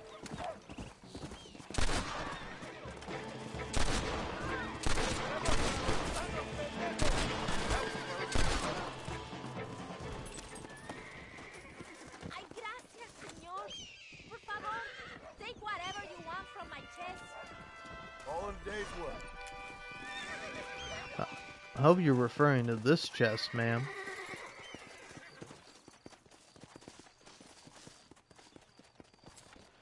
But yeah, it's like, I don't know, it's very much like something that I think I think is interesting with the medium of art, you know? Is that you can have like two people watch the same movie and come away with two completely different interpretations and two completely different feelings about it, you know? Somebody who might watch a movie that like changes their life, that makes them reevaluate like their personal philosophy or like the way they've been going about living their life. They might like incite a change within them, but then like somebody else could watch the same movie and be like, oh, this was pretentious garbage and it was trite trash and I didn't enjoy a single second of it. The movie insists upon itself simply. It's too bad. And it's like, you might say that's like, well, obviously the first person has a more valid interpretation. It's like, no, bitch, they're both valid. Like, they're both, like, valid interpretations of the game, which is why it's like, I think it's interesting, where it's like, where it's like, listening to it, it's like, yeah, Blake Hester gets Higgs, which is like, it's something I was like, yeah, why doesn't Jacob Geller like Higgs? Like, does he just not like Troy Baker? Because it's like, they don't like Troy Baker. And it's like, don't get me wrong. You see Troy Baker outside of, like, him playing a character in a video game, I perfectly get why you don't like Troy Baker. Not a problem, friend. You owe me one. But, like, Troy Baker as an actor, it's like, I think he's pretty good. And it was kind of interesting where, like, like, Blake Hester kind of makes this dig at Troy Baker where he's like, Troy Baker's not bad. He's just, like, against so many other, like, phenomenal actors that are just, like, acting circles around him. And I'm like, yeah, I guess so. Except, like, Norman Reedus doesn't really act. Like, he does a little bit, but, like, most of Norman Reedus is just, like, him being there. Which is funny. But, like, it's I don't know, it's fascinating.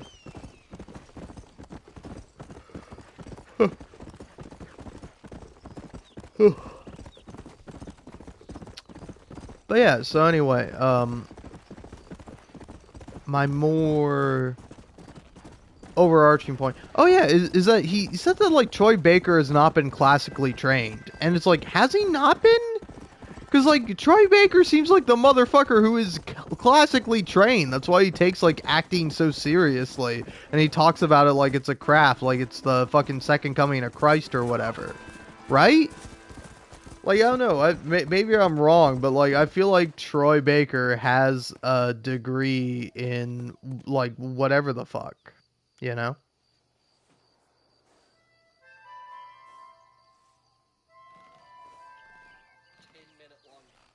Alright, here, let's look it up, because I'm curious. Troy Baker.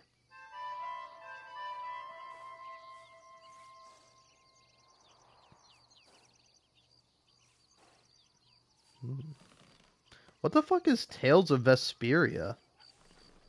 It's an anime game. It's funny that he's Yuri Lowell in Tales of Vespia, and I'm like, why the fuck does Troy Baker's Wikipedia mention Yuri Lowenthal? And I'm like, wait, no, Yuri Lowell is a character.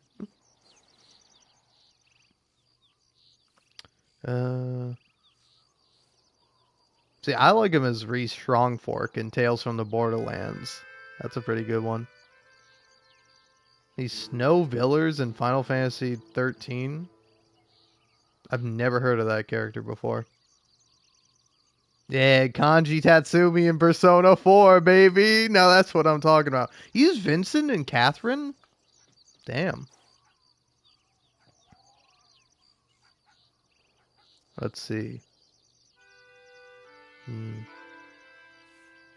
Yeah, he's Italian in Middle Earth. He's Pagan Min in Far Cry 4. That one I kind of forget about. And he's Revolver Ocelot in Metal Gear Solid 5: The Phantom Pain. Higgs Monaghan in Death Stranding? Is that Higgs' actual last name? Because I know he has like a bunch of different names in Death Stranding, but I didn't realize his last name was Higgs Monaghan. But yeah, here.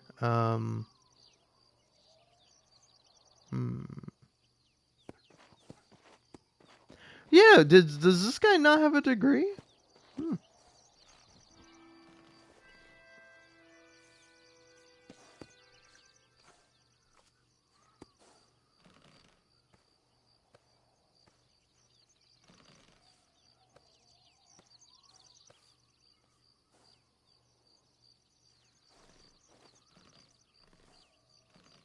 It's funny that his first like acting gig in video games is him playing Matt Baker in a series called Brothers in Arms. That's a really funny that he played a character with the same last name. Oh man. But yeah, no, I guess he isn't classically trained. He really was just like he began his voice acting career doing radio commercials in Dallas. And then he's recruited by Christopher Sabat to do voiceover work at Funimation. So yeah, wow, he really did just like do a couple commercials and then was just like, oh yeah, guess I'm doing that. So wait, what did this motherfucker go to college? What'd you go to college for, man?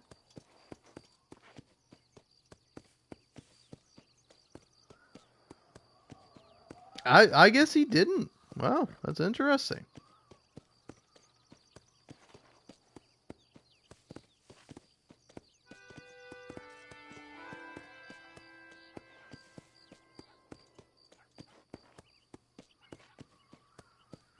Huh.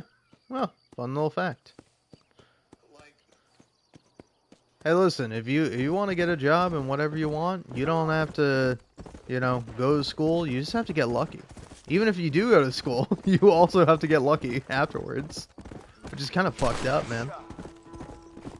Like, imagine you dedicate your life to something, you spend all this money, and then you don't even get it, and then like some guy who was just like voicing commercials was like found by some other guy who worked at a company, and then he becomes like one of the biggest fucking video game voice actors on the planet, man. It's pretty crazy.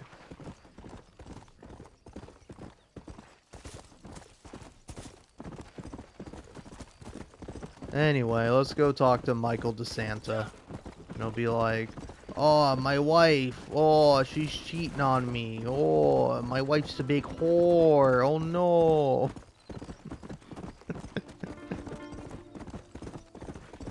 Oh, my son's a gamer. And my daughter, guess what? Oh, she's also a whore. Oh, no. Oh, God, what a disaster my life is.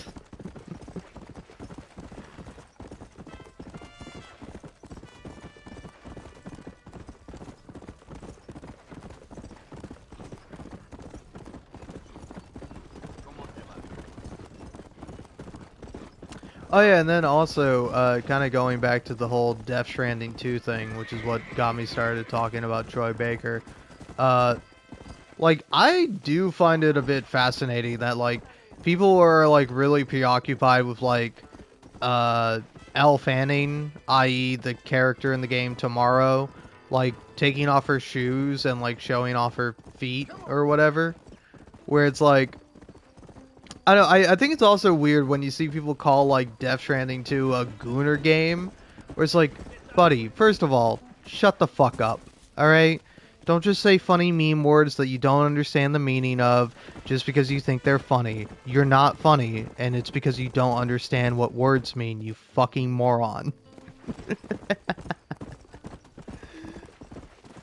But yeah, but then, like, on top of that, it's like, hot women being in a game does not make it a gooner game. Okay? I need you to understand this. Is fucking Red Dead Redemption 2 a gooner game because, oh man, Arthur Morgan is hot? Is The Witcher 3 a gooner game? Now, I could see more of an argument for The Witcher 3, but it's like, I would also say the sex scenes in that game are tasteful. Like they're not like like they're it's like, yeah, you see like women's breasts. Oh my god. Oh, a woman's chest. My god. Oh Jesus. I'm gonna bust just even thinking about it. A woman topless. My god. Oh jeez Louise. Whoa now. You can't put that on TV now, can ya? But yeah, it's just like weird like double standard that exists where it's like, oh, is there like a funny scene where you can like take a photograph of like three women just having fun and then doing like a bunch of silly shit? Oh, dude, Gooner game for sure, man. Oh yeah, that's a Gooner game, and it's like, buddy, you need to look inside your mind. I think you see the game as a Gooner game because that's what you are.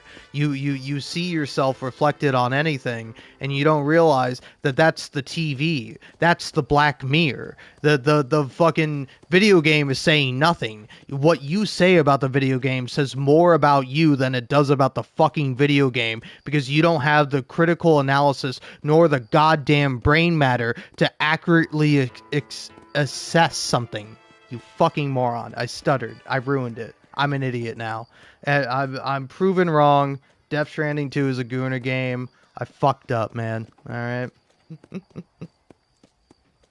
But yeah, no, it's I do find it to just be very odd. Because it's like it is this like weird like anti-sex puritanical thing that people are into.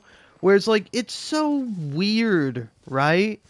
Where it's like, look, man, I'm all for like there being like better representation and stuff. I want things to be much more like, I don't know if egalitarian is the right word, but I would like things to be like respectful, you know? It's like anytime I see somebody like playing a video game and it's like, here, I'm going to do it with John Marston here for an example, but like you see John Marston and you go, whoa now, oh my god, John Marston? More like Daddy Marston. Oh boy, I sure would love to suck on his penis, if you know what I'm saying. But like people will the one guy who suggests I play Red Dead Redemption is not here at all, and that guy can go fuck himself. He's dead to me, like personally, metaphorically. But yeah, it's like I never get the joke or the humor of just being like, whoa, man, dude, this character is so hot. Oh my god. It's like, I know, I recently heard that fucking Berlizzi audio where it's like he gets killed by Poison Ivy in the Batman Arkham games. And when Poison Ivy kills you, she's like, you're dead and buried, darling. And then Berlizzi goes, and bricked. Hello. And it's like, is that funny? I'm sure people find it funny. But like, can you tell me why it's funny? Oh, it's funny because he's saying what we're all thinking. Is that it? Is that the logic? Or is it like, oh, haha, he made a reference to the fact that this sexually suggestive and attractive character is hot, and he finds them to be hot. Yes, a very relatable human experience that we all share. Because it's like, here's the thing. I also agree that Poison Ivy in the Batman Arkham games is fucking hot as fuck. But it's like, do you need to hear me say that? Do you feel validated? Is there any humor to me going like, oh yeah, man, dude, I sure would bang the hell out of this fictional woman. I sure as hell won't ever bang a real woman, though. Because I'm too busy playing fucking video games. Oh, man. But yeah, so it's this like weird thing where it's like also it's like this like pervasive weird feeling where it's like I feel like it's gotta be men, right? It's like, I mean, there are some women, but it's like, you know, you gotta like account for outliers, man. You know, it's like there are conservative women and they're fucking idiots, you know, just like any other conservative. but like it's very odd to me that it's like there's this like pushback against like quote unquote gooner games, but it's like it fucking Death Stranding 2 is like Hideo Kojima's best depiction of women yet. It is like his least sexist fucking game. And it's like I guarantee you, it's like if you call Death Stranding 2 a gooner game, but then you're like, oh, I love Metal Gear Solid 5, and oh man, Quiet is so hot and sexy with her bikini, and she has to wear a bikini throughout the whole game because, you know, she breathes through her skin, and she also has to not talk at all. Because, you know, she breathes through her skin, and if she talks, she's gonna have a disease come out of her mouth that's gonna kill everyone, so she can't talk at all. And it's like, I don't know, man. I don't know. I don't know how you can, like, hear what I just described is in Metal Gear Solid 5 and be like, now that's a game that respects women. Unlike Death Stranding 2, where a woman takes off her shoes because of a relevant character fucking moment, you know? Like, it's not just like, oh, she takes off her shoes for the sake of taking off her shoes. Like, she takes off her shoes because she's acting like a little kid because, you know, major spoiler for Death Stranding 2, that's obvious to anyone with 2 brain cells in their brain. No offense.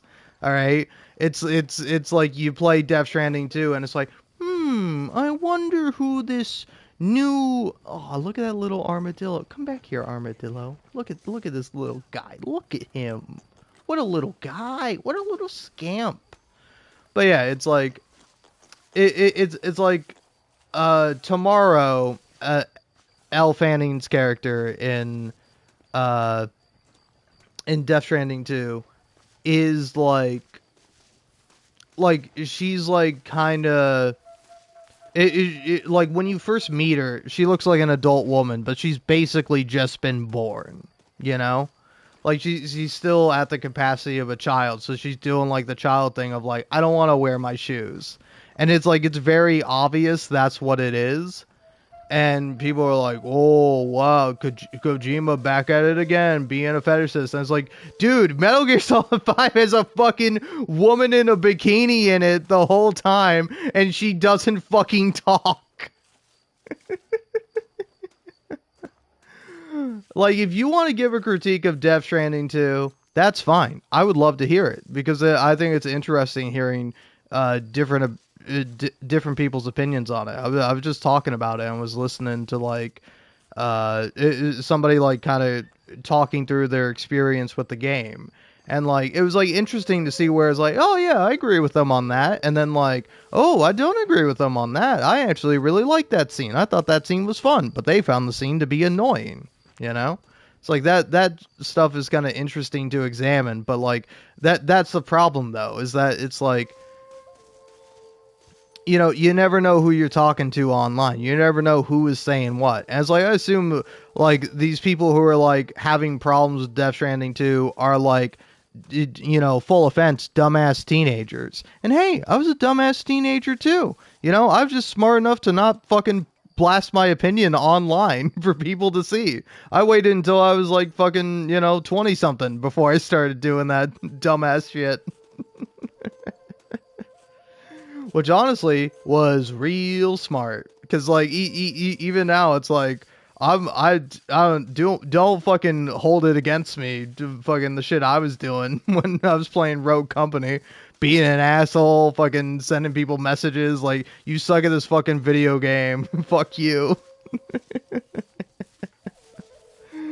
Like, I don't think I did anything egregious, but you know, it's like I definitely could have done some things better. Anyway. Oh, what am I here to do? Talk to Michael DeSanta? Give him a little therapy session? Yeah, am I even able to do it? It's a little D. This is a very small D. I'm used to my D's being a bit bigger, you know? Yeah, okay. I was like, the game's telling me to go fuck myself. That's fine. I'm the only one who will. See, now that it would like the joke there is not like, oh man, I fuck myself. The joke is that, you know, it's a play on words, you know? All right? I like to play with my words just as much as myself. Man. See, it's like, I don't know, man. Nothing wrong with a sex joke, but you have to, you know, have a fucking joke, man. I'm so sick of it, man, because it's like, again, it's like somebody might think, oh, you and I, we have common ground. It's like, no, we fucking don't. All right. Listen, when I don't like something, I don't like it in the right way. All right, I think about it, man.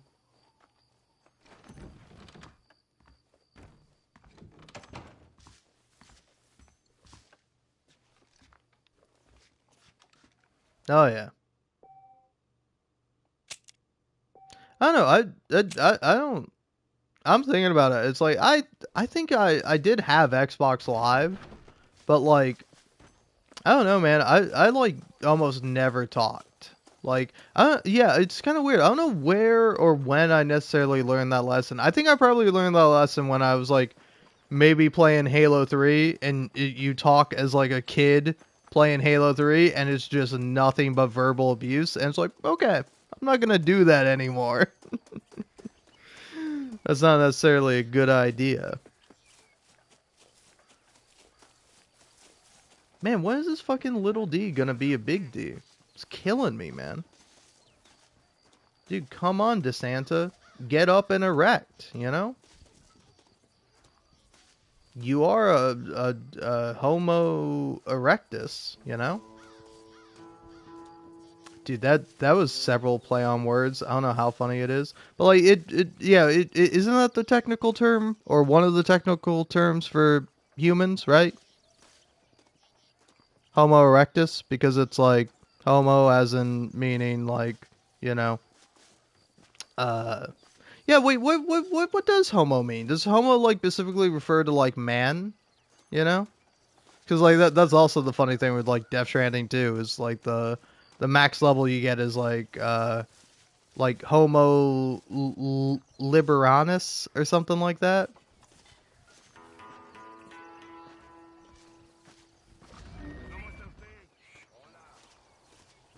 But anyway, it's a double joke because I'm saying that hey, I want him to be erect, i.e., I want him to get up and be here. But then also, it's very, you know, heavily. I don't even want to say it's implied because it's like not stated, but it's like very obvious that like DeSanta is gay. Eres llorón, maricón. Me das asco. Hablas lealtad, pero eres transparente. Estarás aplaudiendo cuando mi cabeza está empelado, ¿verdad? No, mi excelencia. Mis hombres y yo estamos trabajando noche y día por su honor. ¿Honor? ¿Qué eres, un muchacho? Jovencito sin vergüenza. ¿Qué diablo es este cabrón? That's the man who helped us defeat Reyes. The man I spoke to you of. Friend of Mexico. Hello, sir. Hola, gringo. So you are the bounty hunter, huh? Have you found your prey yet? No, sir. Perhaps you come to hunt me, huh? Your country loves to make trouble in mine. Perhaps, but it isn't so. Perhaps I should tie you to a horse and let it drag you around town. Or let the dogs fight you, huh? Then see what you say. I'd say the same thing. I'm here to bring two men to justice. Nothing more. Your politics or ideas of entertainment are not my concern. Yeah, I suppose not. Pero son tuyos. Sinceramente, espero que me encontraste alguna compañía más interesante que esa bruja que me traíste anoche. Let me ask you this, sir. Do you know anything of the men I'm looking for? Escuela is from this province. His father was a borracho, a drunk who worked as a laborer on land cultivated by my uncle. Men like that are natural allies for Reyes. My people have lived and worked here for 100 years. We brought civilization. And these people, these fucking monkeys, despise us. We brought them God! And they turned their back on him.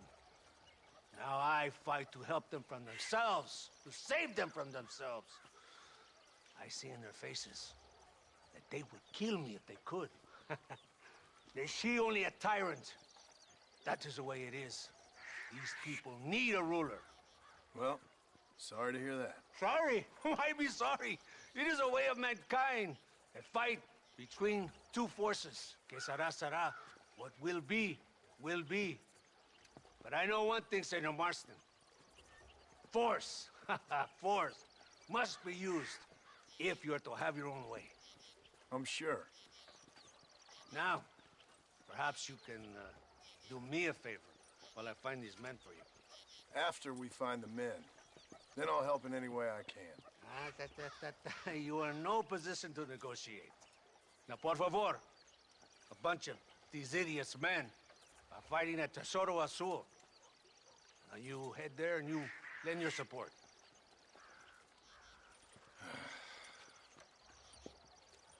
Baboso, ¿cuántas veces voy a decirte? No ponga detrás de mí. ¿Qué eres, cabrón? No está mi sombra. Vaya. I sent some men ahead. We will meet them there. Oh, man. Let's go.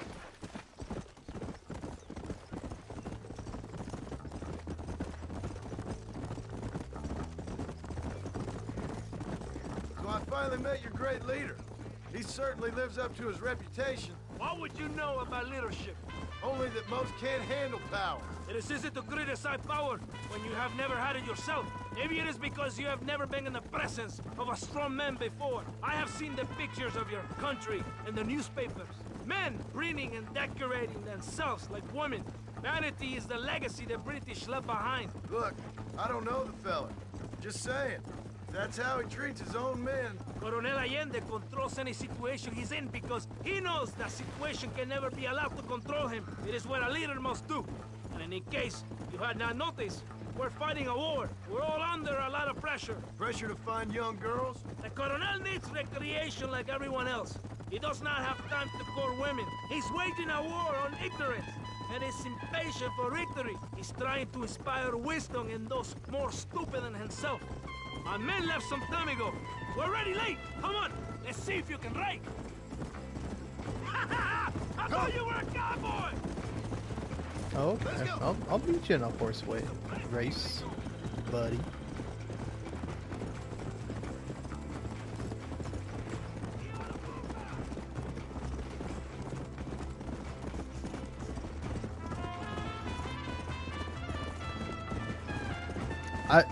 I mean, like, honestly, I would love to see you try to backseat me on Red Dead Redemption, because it's like, A, I don't think I really need it, considering I've beaten the game, like, twice, on, like, just, on, like, the PS5 version alone, or, like, the PS4 version, you know, the version I'm currently playing, but also I played it when it came out on the Xbox 360. But no, please do backseat me, because I'm even a little bit curious of, like, what would you suggest? Because it's like, I don't know, it's very funny. I think there's a Donkey quote that I like, where it's like, it's like, I think it's in his video where he's like rating like rappers' games collections, but like Billie Eilish talks about how like Red Dead Redemption was like hard as shit, and he's like, Red Dead Redemption? That game's like the easiest thing ever.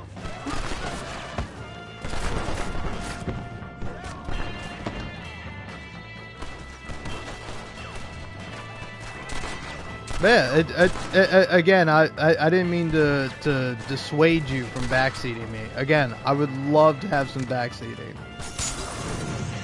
Because frankly, I'm just like I'm not even sure what you would say. Like, is it just like, oh hey, I think you should use this gun rather than this gun? It's like, I think that's pretty fair. I mean, hey, I could probably use it.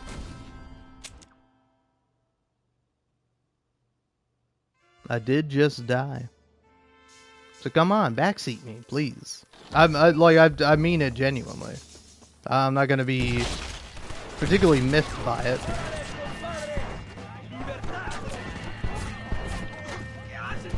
Yeah, I just need to. Okay, there we go. I'm like, what's the inventory button?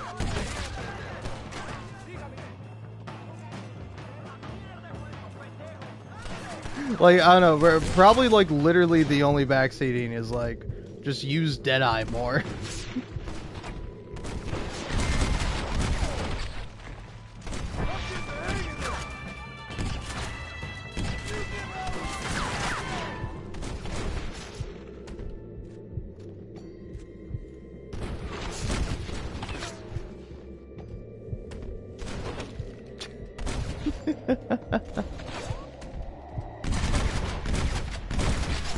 All right, how many layers of irony are we on?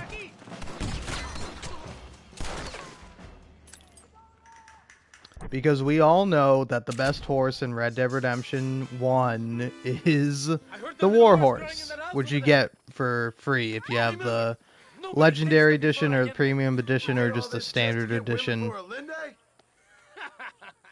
No, that's just a bonus.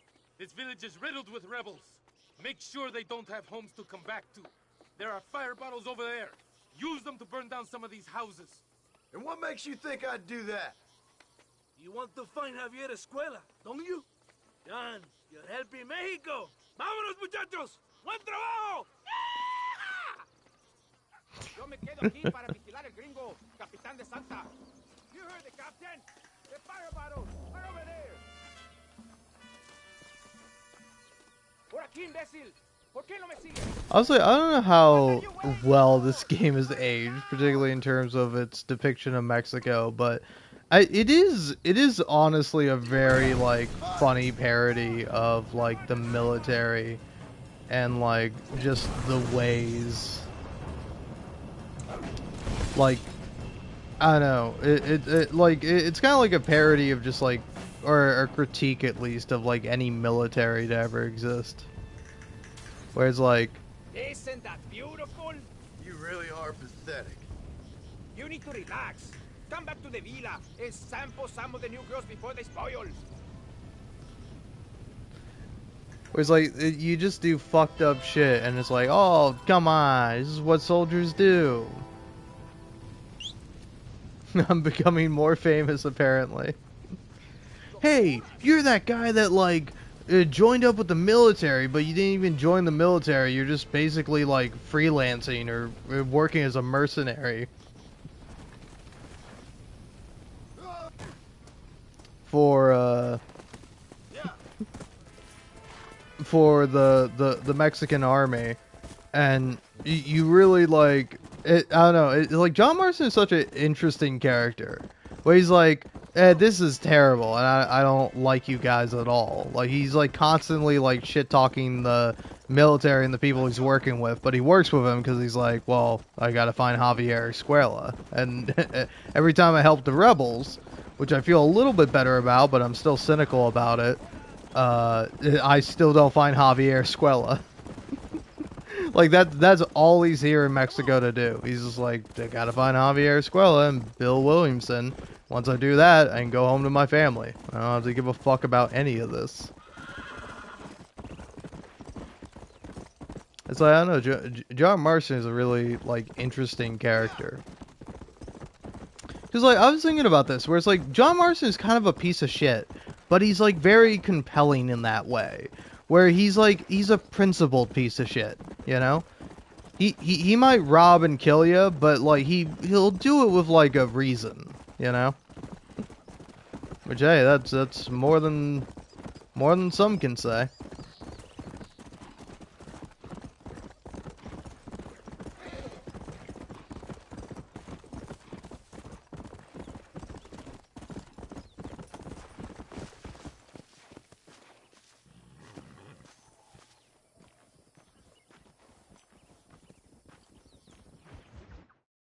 No pesa mucho. Está bien, mamá.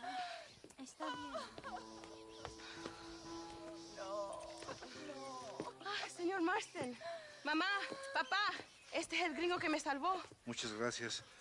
My family's indebted to you. Forgive my English. What's happening? Great and terrible things. The revolution is coming. The country will be in turmoil once more. This time, we hope it's the last time. Does that seem likely? With Abraham Reyes, anything is possible. Where's your family going? My parents and my brother are headed to the hills. My sister has to flee. The army have an unfortunate way of treating women. And you? Don't worry about me, Mr. Marston. I'm living in history. I'm not afraid to die. Your nobility's almost as affecting as your naivete. I would rather be dead than a cynic like you, Mr. Marston. I would too. I know you're not really like that. You saved me. Luisa, ¿quién va a salvar a Miranda? Tenemos que llevar al puerto. Su barco sale al anochecer. No queda tiempo. Mr. Marston, can I ask one more favor of you? Can you take my sister to the docks? We are sending her to work for a kind man in the Yucatan. She's too young for revolution. Okay. Anything I can do to help out? The boat leaves at sundown. Miranda, vamos. Oh, adiós, Miranda. Ten cuidado. Adiós. Te amo. Emilio works as a driver. We will take his stagecoach.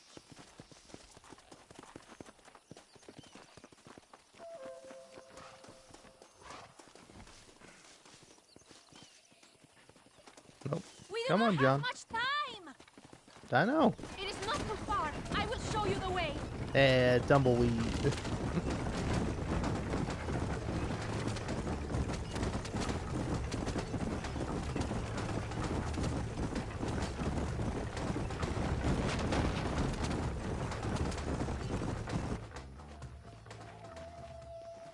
¡Paren! ¡Papeles! Este camino está prohibido. What do they want now? Act normal. It's nothing to worry about. Te conozco. Eres un pinche rebelde. ¡Disparen! ¡No les dejen escapar! Hurry! We have to get to the docks! Cielos! Honestly, the game completely threw me off by just still having Molotovs equipped. I thought it would default to, like, you know, a gun, but now it's just like, yeah, hey, why don't you use the Molotovs you got, buddy? Let's go before I change my mind. Oh yeah. Well, that's John Marston for you. He plays both sides, so he always comes out on top.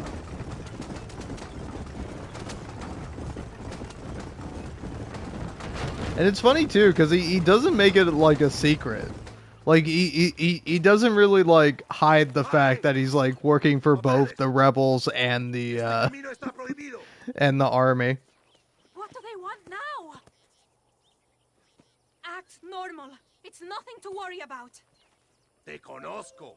Eres un pinche rebelde. Also, I don't know how funny it is, like, playing this game, particularly if you speak or, you know, at least understand Spanish.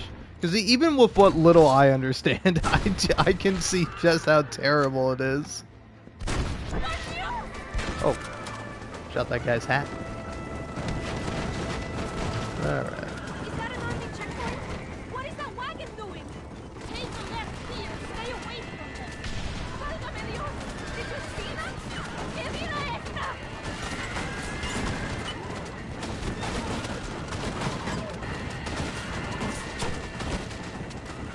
The army is everywhere looking for rebels. We need to avoid any checkpoints we see.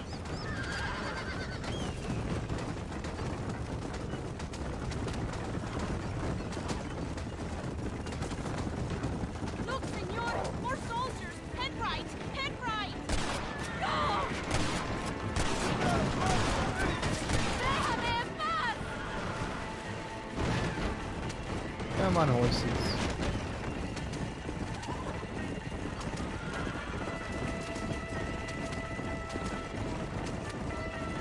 Go through this one!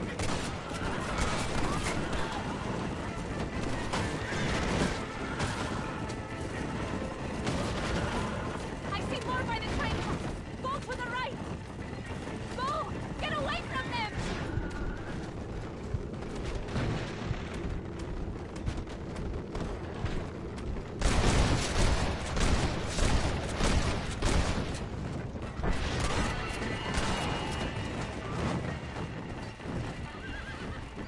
That's not the right way to go, horsies. What are you doing? ¡Date prisa! ¿Por qué? ¿Por qué?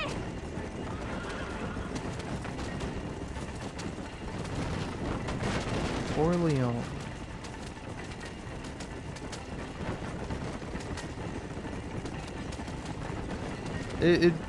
Is Corleone the army leader? The general? Who's Corleone again? I fucking recognize that name. Take a left here.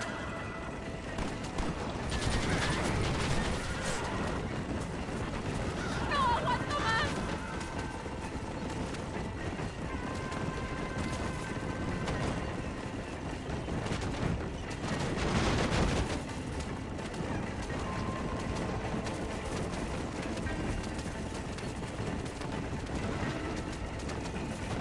Turn right.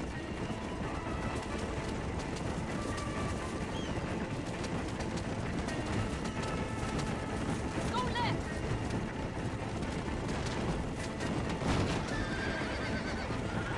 Don't let them stop us now. We are nearly there.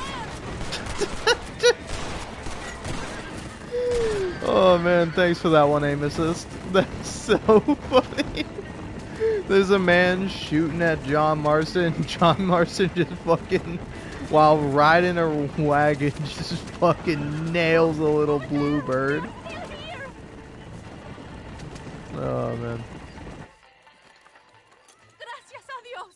We made it in time. Thank you for everything. Will I see you when I return? Not likely. I ain't planning on staying very long. In some other life, then. Maybe. You should get going. Travel safely.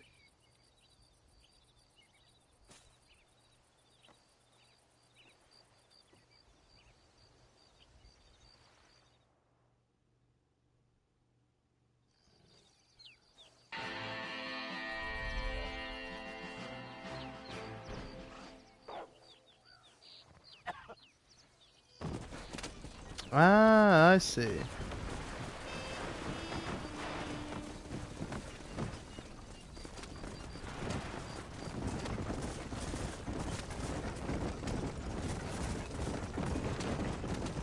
Yeah, Rockstar is not really particularly great with stuff like that.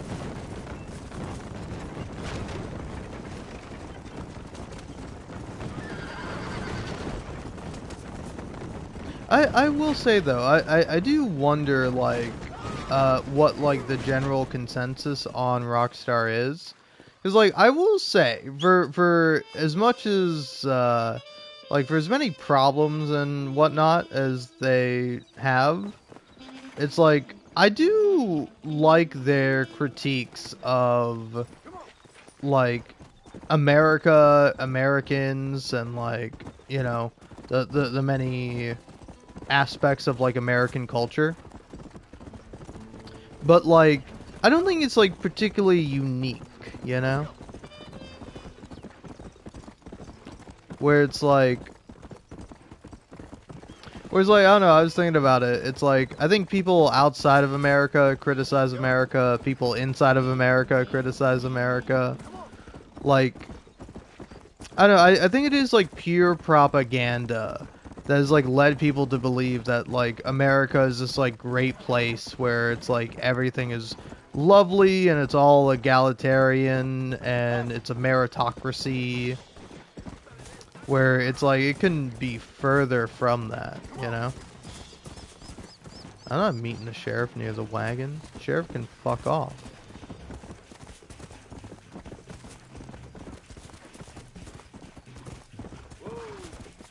But yeah, it's like, I don't know, this game, for example, is like a scathing critique of like the United States government.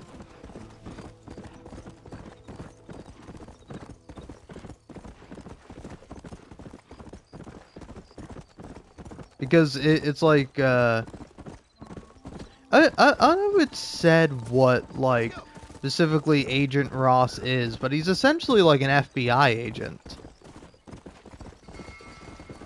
And like, part of his job as an FBI agent is just like making some criminal do all his work for him by imprisoning and like taking hostage his family and then like threatening him.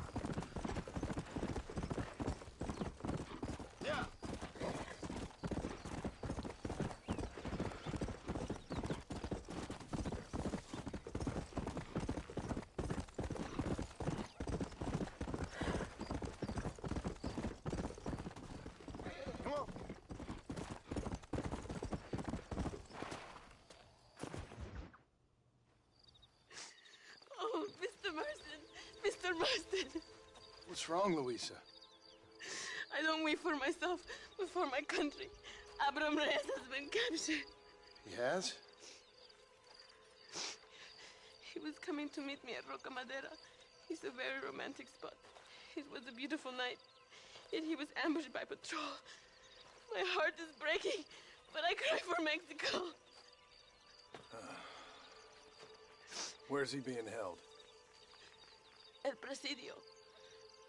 You know, in our hearts we are married already, but his family do not approve. How could they, when I am little more than a peasant girl? But that's what makes Abram the man he is. He doesn't care for their bourgeois, snobbery, or elitism. He sees the real me, the woman. I'm sure. I'm going to go and rescue him or die trying. Oh, whoa. I don't think that's such a good idea. Ride with me to near the jail. We'll figure out how to rescue him. Mr. Marston, you're truly a friend of this land.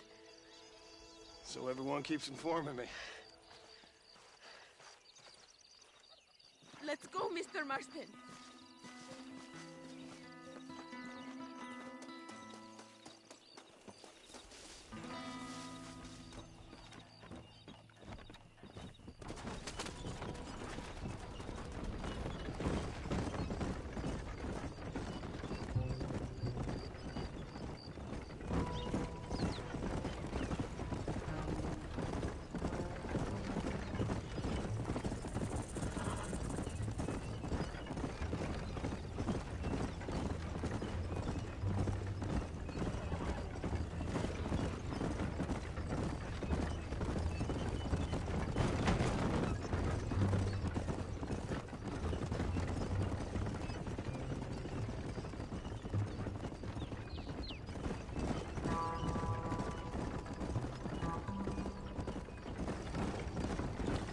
I find it interesting that sometimes the game's like, hey, here's a bunch of conversation to go with your long journey to a place, and then sometimes it's like, yeah, fuck you. We got no conversation. You want to skip to your destination? Sure.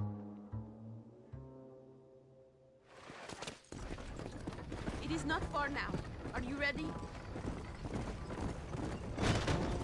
Sure, I'm ready.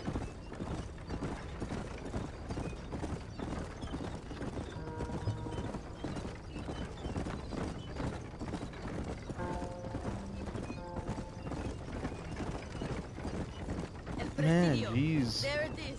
You have to find the way in. I'll do my best. There is a partially broken down wall. You should be able to scramble over it. Hurry, but please be careful. There are guards everywhere. If they see you, they will kill you both. Well, if he's alive, I'll try to make sure he stays that way. You can do this. You have God on your side. Good luck. Que Dios te proteja.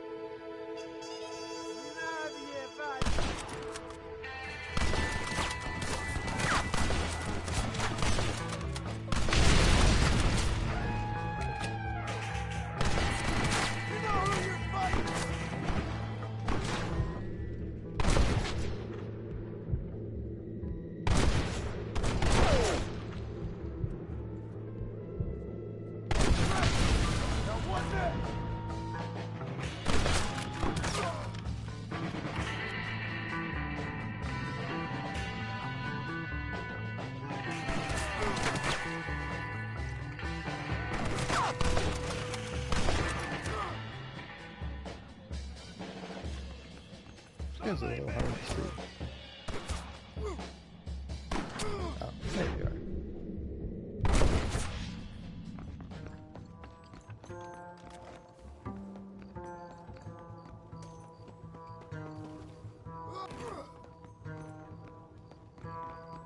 Let's go rescue Reyes, the guy who's surely going to be good. We must escape now while we have the chance. Victoria! Now please cut me free, senor.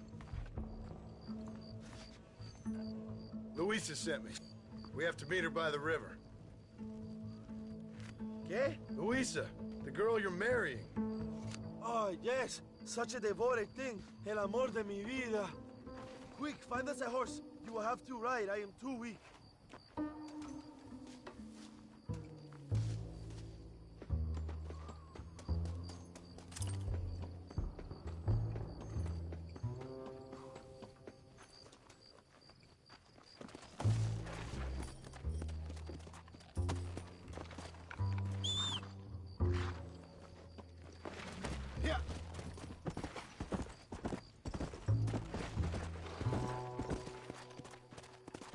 Whoa, whoa. Now ride like the wind, my friend.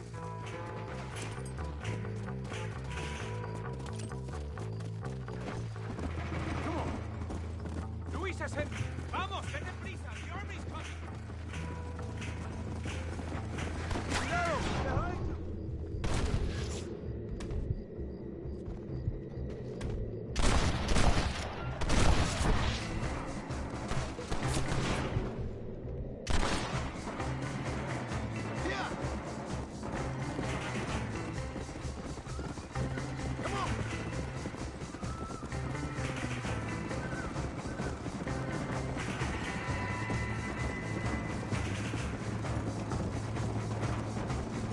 Cuidado, there's more of them up ahead. ¡Viva Reyes! ¡Viva la revolución! We can still run away!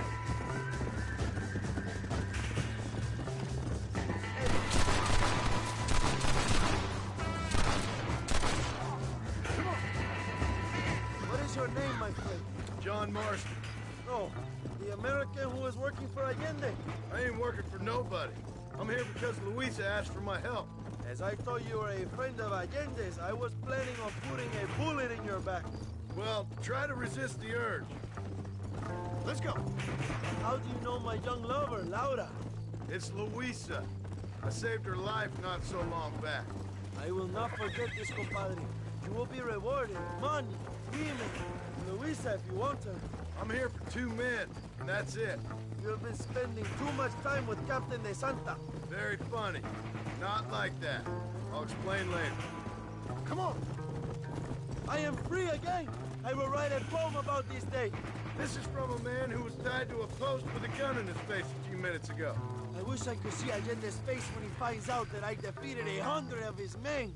All you done is get on the back of this horse, my friend, and you barely managed that.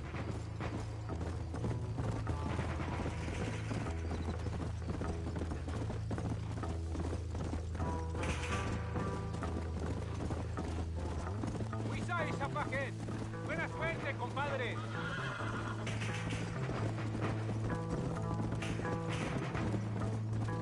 There she is.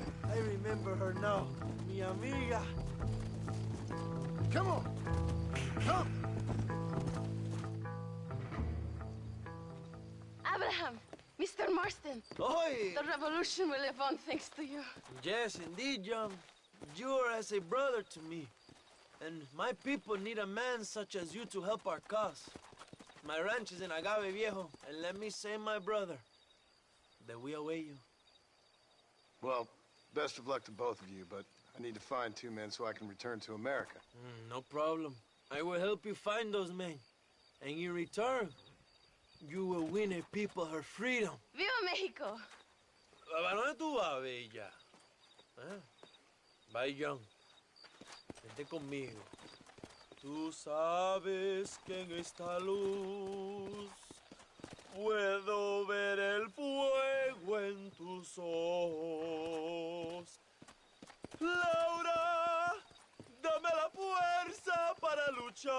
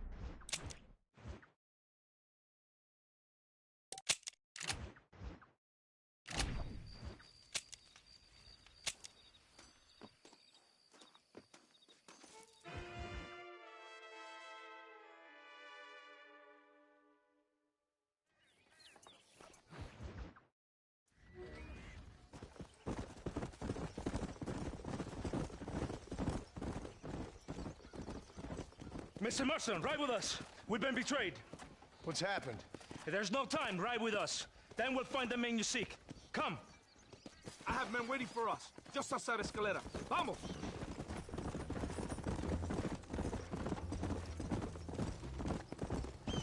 What's the hurry, DeSanta?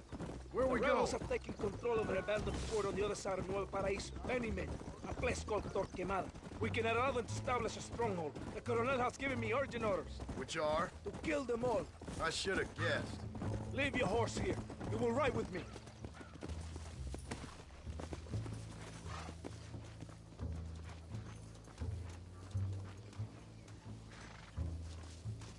Los rebeldes tienen una fortaleza ahora. ¿A dónde vamos a parar? Abraham Reyes tiene un verdadero ejército. Let's go, now! Captain Espinosa already has men there. We must get to him before he tries anything stupid.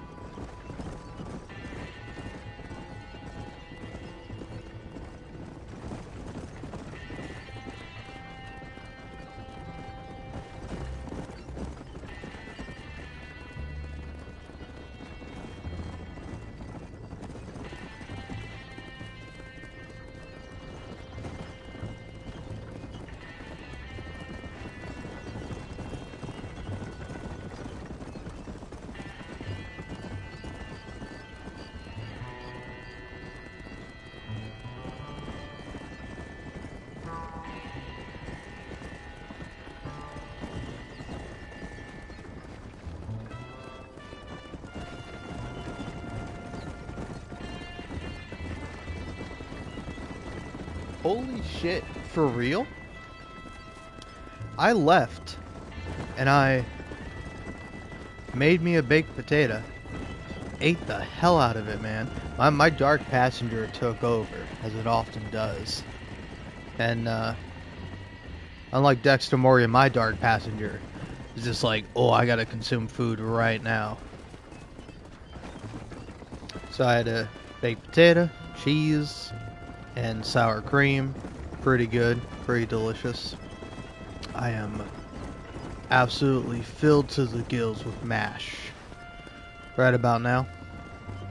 But like, I can't believe I came back and like we're still going to the destination. Like, that's crazy, man.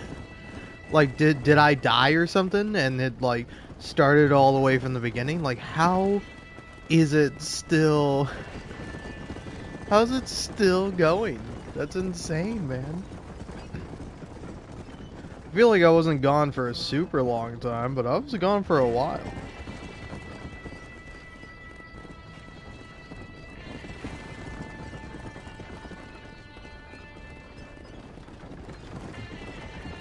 But I won't lie to you, I'm getting pretty tired. I'm a sleepy little fellow right about now.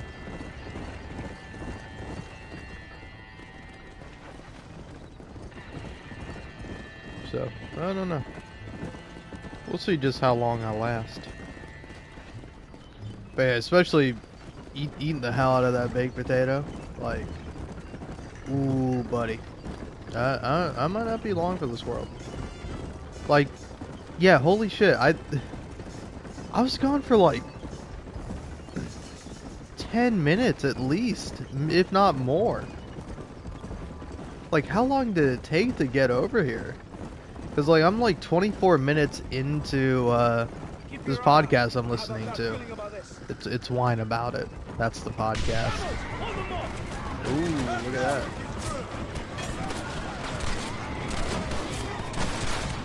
Ooh. See that? That was fucking... Ooh, that was sauce. The way John Marston fucking pulled his gun. Ooh. Let's see what mess that idiot Espinosa has made. See that deranged captain at Tesoro Azul? Is he leading this attack? Leading? Espinosa does not lead anything. I thought you was the same rank. He is an angry dog we let out to run sometimes. That is all. I'm in charge here.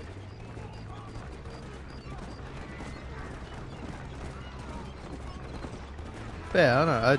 I enjoy Wine About It. I don't know. I kind of... It's like, I don't know, I feel almost bad saying this because I like Maya. I think she's great. But it's like I'm very much like, ooh. Now like before it was Cutie Cinderella and Maya Higa from Alvea's Sanctuary. And like she's great. But it's like, now it's Cutie Cinderella and Valkyrie. And I'm like, I like Valkyrie.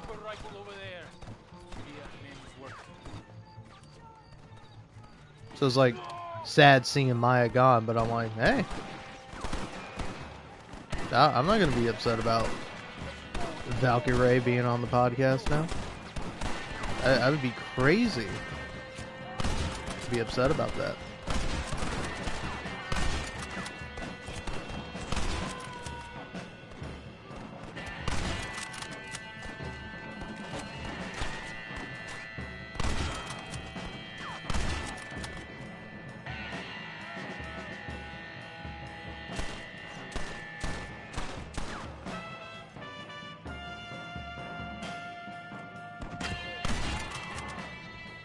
That is all of it. Follow me. The men need help at the blockade. Damn. Jingle your mother!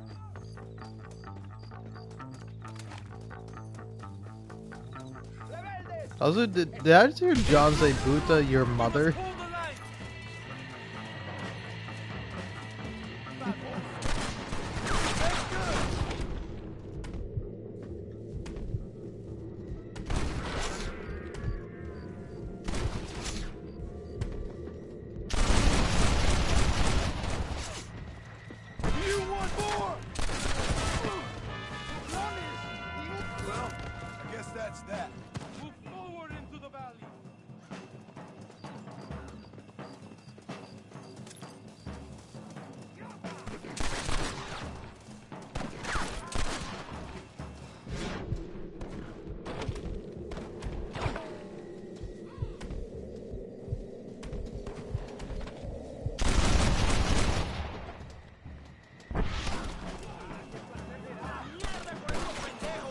You think I'm joking? Now what, mister? You should have sent your madre!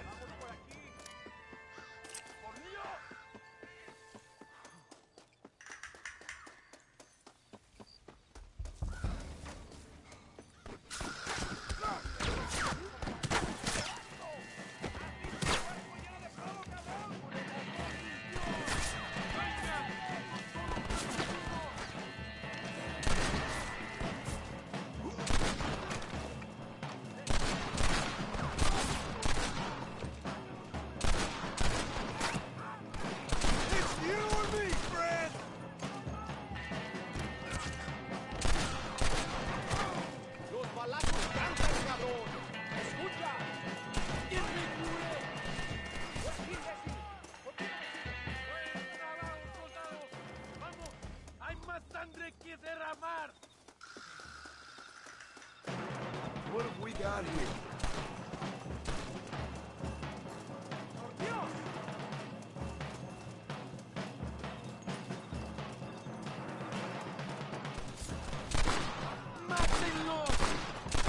That fella can shoot. Pleasure doing business with you, boys. Wait! Stay with the group! Avancen a las próximas ruinas!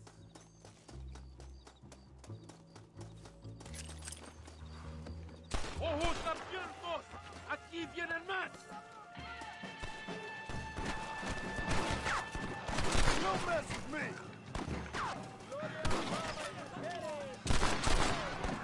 Is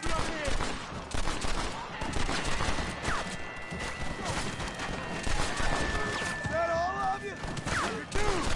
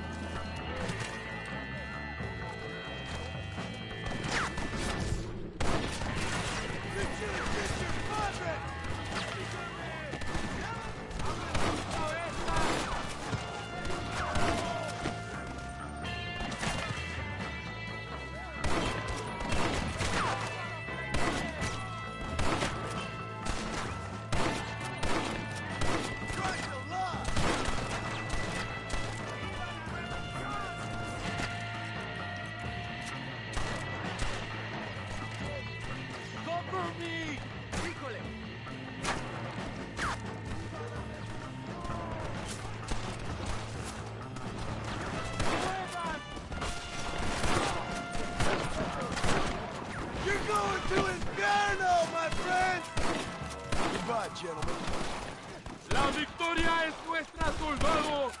¡Ustedes son todos héroes!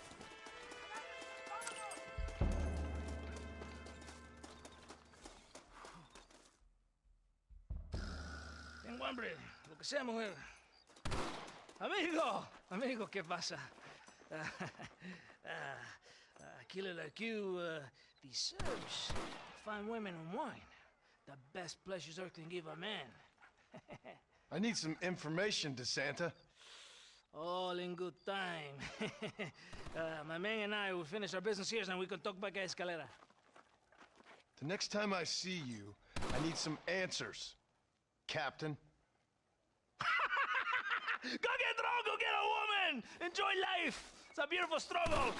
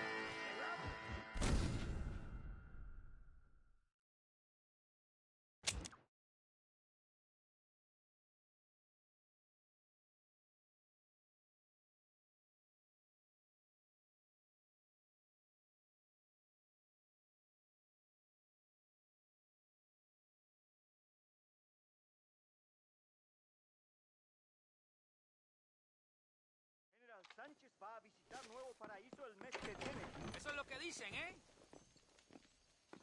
Out of my way! Dame espacio. Yo no soy Hola, ¿cómo le va? El Allende era un campesino maldito chifle de tronco. Cállate.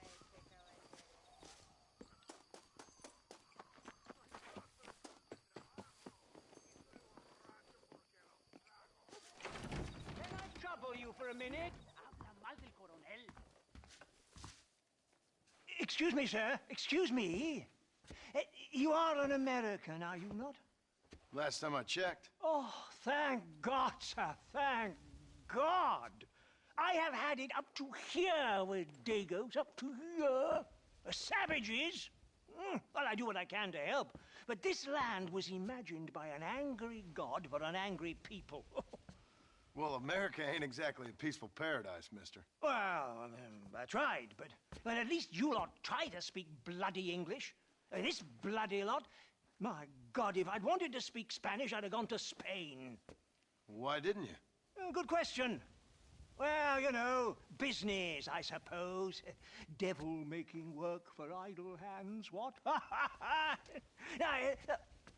Now, listen, friend. If you were to go west to Nosalida, I'd give you a reward for picking up a package of mine from the docks. There's some fighting broken out there. It seems like it's more your kind of thing. Why would I want to do something like that? Oh, you Americans are all the same, obsessed with bloody money. Well, I will pay you, sir. I will give you $1. Name's Tollitz, sir. Uriah Tollitz. They'll know of me in Nosalida. How much? Plenty, sir, plenty. Now you will take it and give it to the foreman of the estate at El Matadoro. He'll be expecting it. Try to give those Dagos hell, what? That's a fine fellow.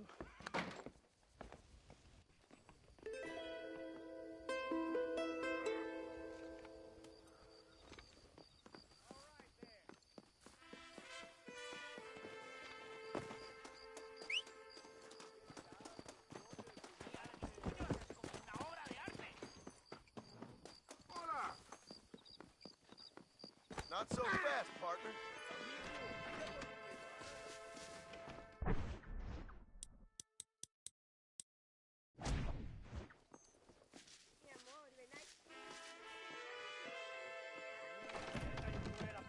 ¿Dónde están las putas? ¿Qué haces, amigo? ¡Cuidado!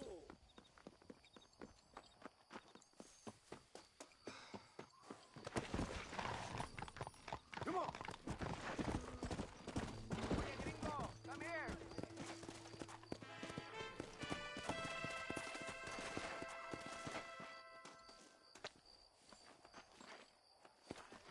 You think you can shoot, do you? Why don't you prove it? Te dejaré en pedazos. You don't know me, mister. Sorry, partner. ¿No sabes quién soy?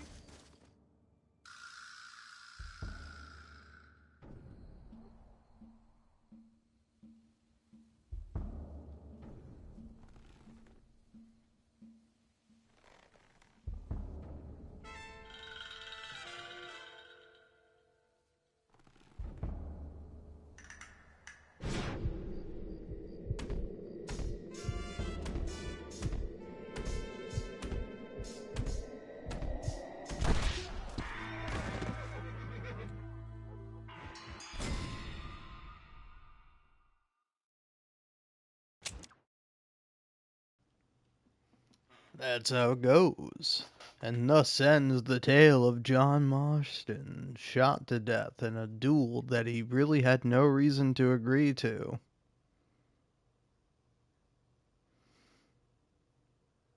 Also, it's like, it's kind of weird where it's like, I remember being like so much better at the duels when I originally played this game back on the Xbox 360. And it's like, was I? Did I just like imagine that? Like, I don't know. Like, that was probably the most jarring thing playing this game, is like doing the duels where I'm like, oh, I get my ass kicked every time. It's like I might have just genuinely had like better luck, or maybe just a little bit of a better feel for it. Oh well.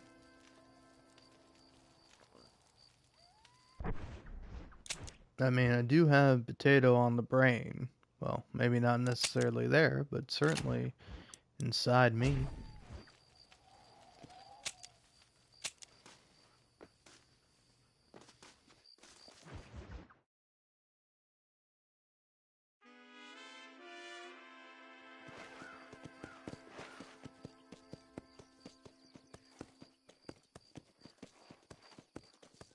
¿Cómo está usted?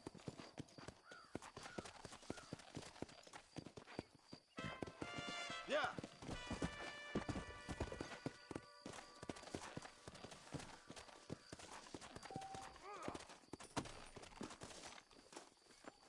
¿Cómo está usted? ¿Cómo estás?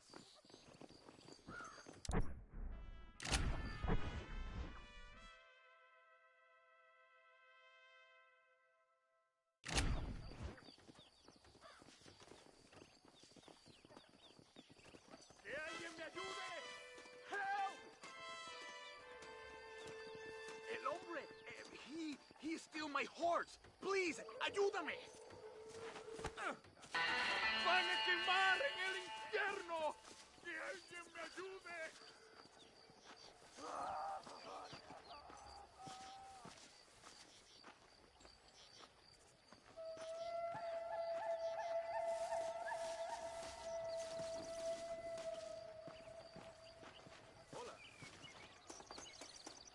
Hey, come on.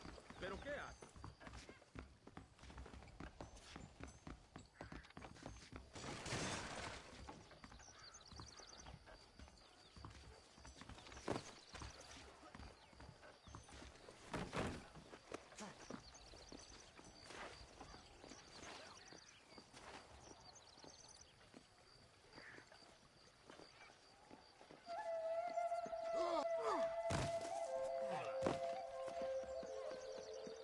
Keep your eyes open, mister.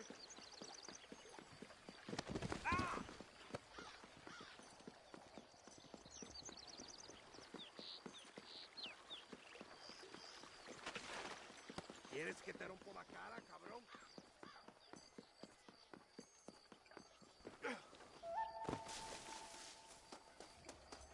¿Qué tal?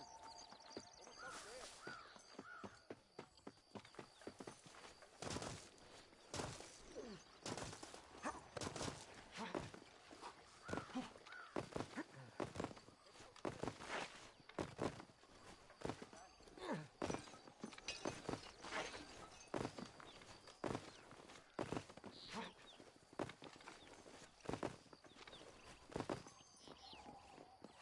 No need for that, partner.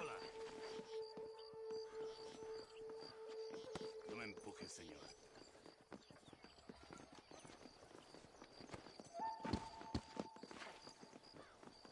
¿Cómo está usted? ¿Cómo está usted? Excuse me, mister.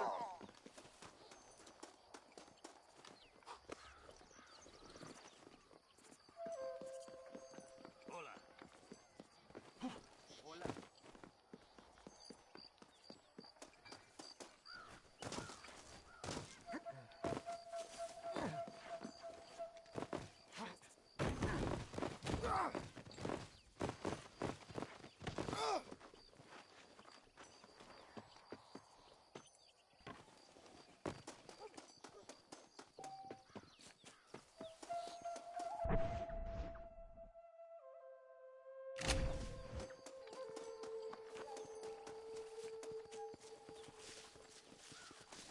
I'll be honest, I don't know how it's not the right time. I've been just hanging out here for so long.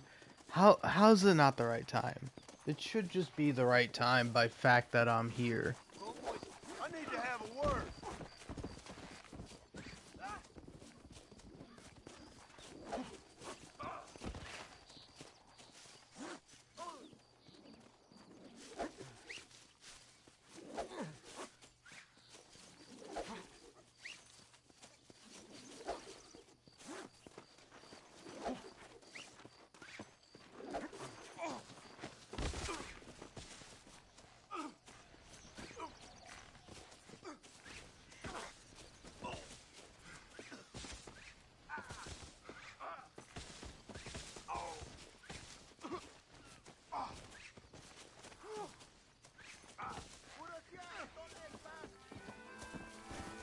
Whoa, hey now, partner. Okay, fuck you.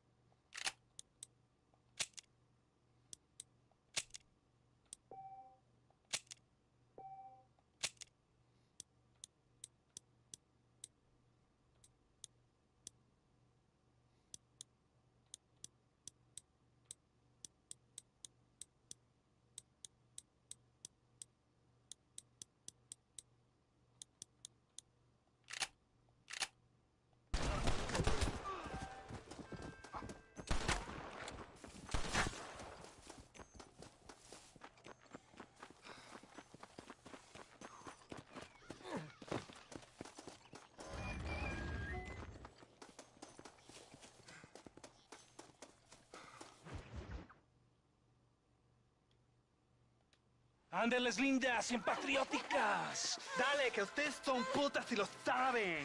Por favor, no me obligas. Oh, mi amor, nadie te está obligando a hacer nada. Solamente quiero que animes al hombre que va a salvar a tu padre. ¿Tú quieres a tu padre, cierto que sí, linda? ¿Ah? What's going on here, Captain DeSanta? Just a little recruitment. Nothing for you to be concerned about. You boys using women soldiers now? Our costumes are none of your concern. Apparently not. ¡Santo mariconcito! ¿Me encontraste algunas chicas? Ay, mamacita, ¿dónde has estado toda mi vida? Ven, mujeres. Ay, me gusta. These two patriots were keen to make your acquaintance, el coronel. Fantastic. I love patriots. Hey, Sergeant Marston, you here to fight the war? And we shall make a patriot of you yet. I hope so. Any word of those men? Oh, yes. I heard they were riding with Reyes. I wanted to talk to you about it. De Santo, hable con él. Tell him what I wanted, huh? His Excellency, el coronel, would like to employ you in escorting a train down rebel country. The job is dangerous, but you'll have the honor of... Mira. Another patriot? Of knowing that you served Mexico in her fight against forces that would destroy our society. How much you offering? 20,000 pesos. And information as to the whereabouts of Javier Escuella. Okay, then. Mexico loves you, Mr. Martin. She has a funny way of showing it.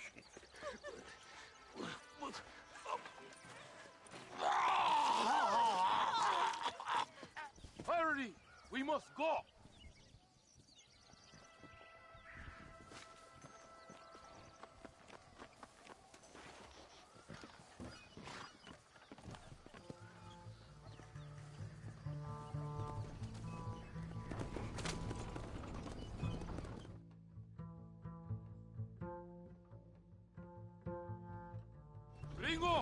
Ringo, are you listening to me?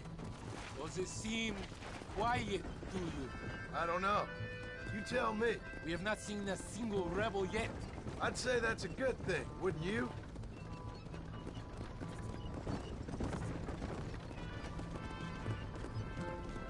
¡Rebeldes! ¡Mátenlos! Stop doing that!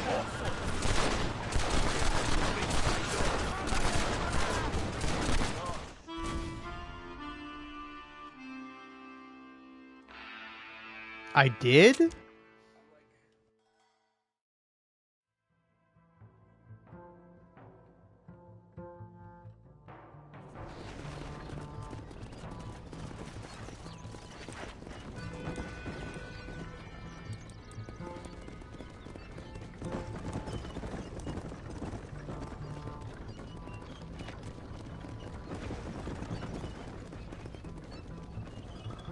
¡Una emboscada! ¡Abre fuego!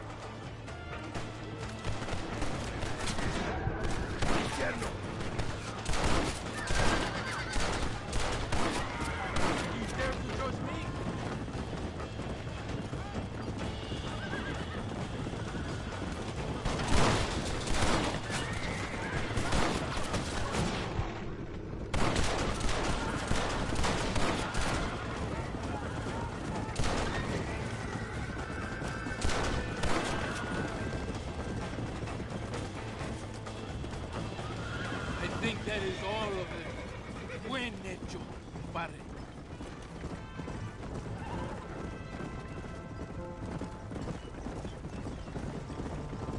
That was close.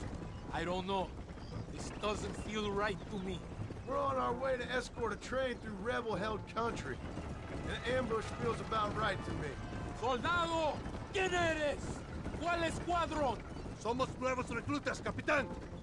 Es nuestra primera asignación. I knew I had not seen these men before. They are new recruits.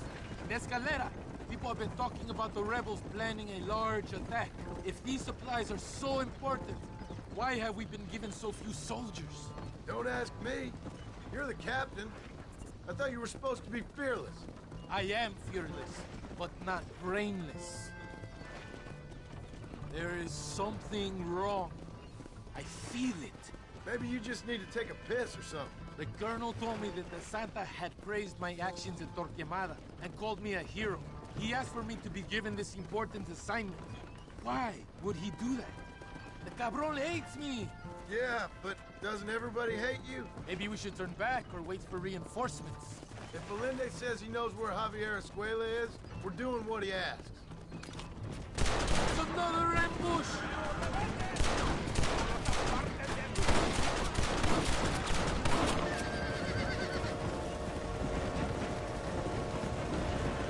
¡Hijos de puta! Is that our train? Yes, it seems to be on schedule. At least one thing is going right for us. I agree. We ain't off to a good start.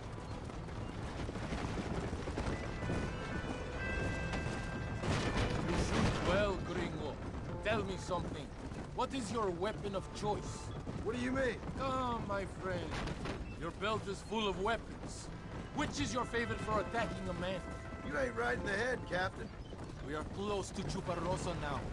I still have a bad feeling about this. Tell me, why are you here? What did they promise you? 20,000 pesos in Javier Escuela. That is a lot of promises. Do you know where Escuela is? You think I am going to tell you that before you have fulfilled your obligations? Do not take me for a fool. I've given you no reason not to trust me. You must understand why we are suspicious of you. Most American vigilantes come here to help the rebels. It is strange you have chosen to work for the army. I'm not working for you. How many times do I have to say this? Call it what you want, gringo. We are exchanging favors then. I ain't seen many favors come my way yet. Abraham Reyes is trying hard to recruit gringos to fight for him. His propaganda is everywhere. He promises women, gold, and, of course, you come. Money and the chance to interfere in business that is not your own. How can any American resist? I've done everything you've asked of me. If Valende doesn't give me Escuela and Williamson after this...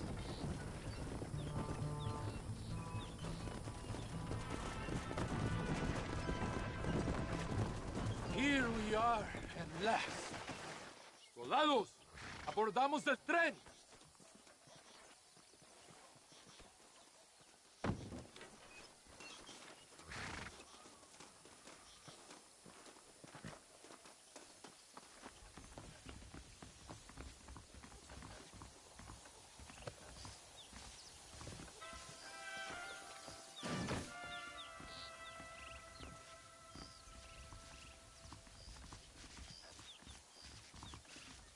I do not think we have seen the last of the rebels.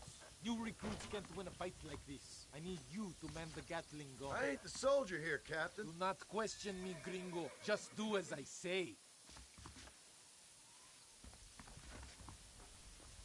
¡Ándale! ¡Ojos abiertos! Take your position now!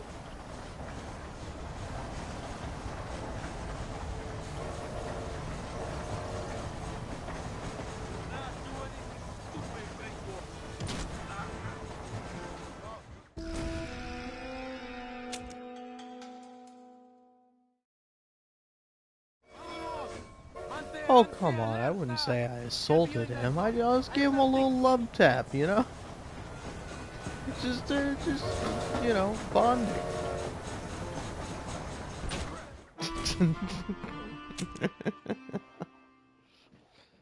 Sorry, upon realizing, I'm like, oh no, this is this mission. I'm like, I don't want to do this mission. Honestly, I might just hit the hay.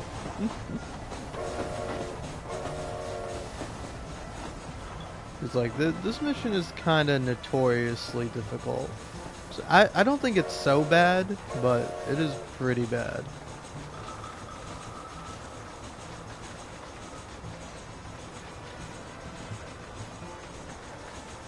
Yeah, whatever. Fuck you too. The one viewer I had. I don't know, man. This has been a complete failure of a live stream, man. Well, I did that. Yeah, why not? You know, 3.5 hours. I'm calling it there, man. That's how it goes. That's how we do it. Think you know what?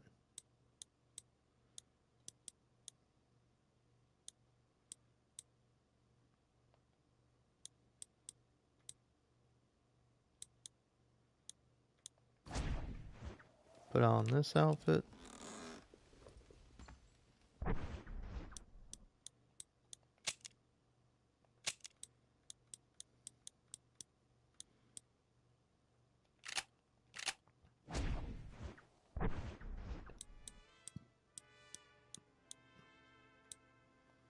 Dude, I want that outfit so bad, but you just can't have it.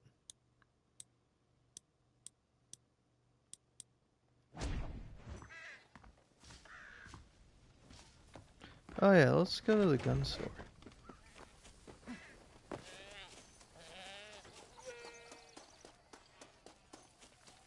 Gun store. Oh no, it's been 3 hours and 30 minutes. I get to go to bed. Good night.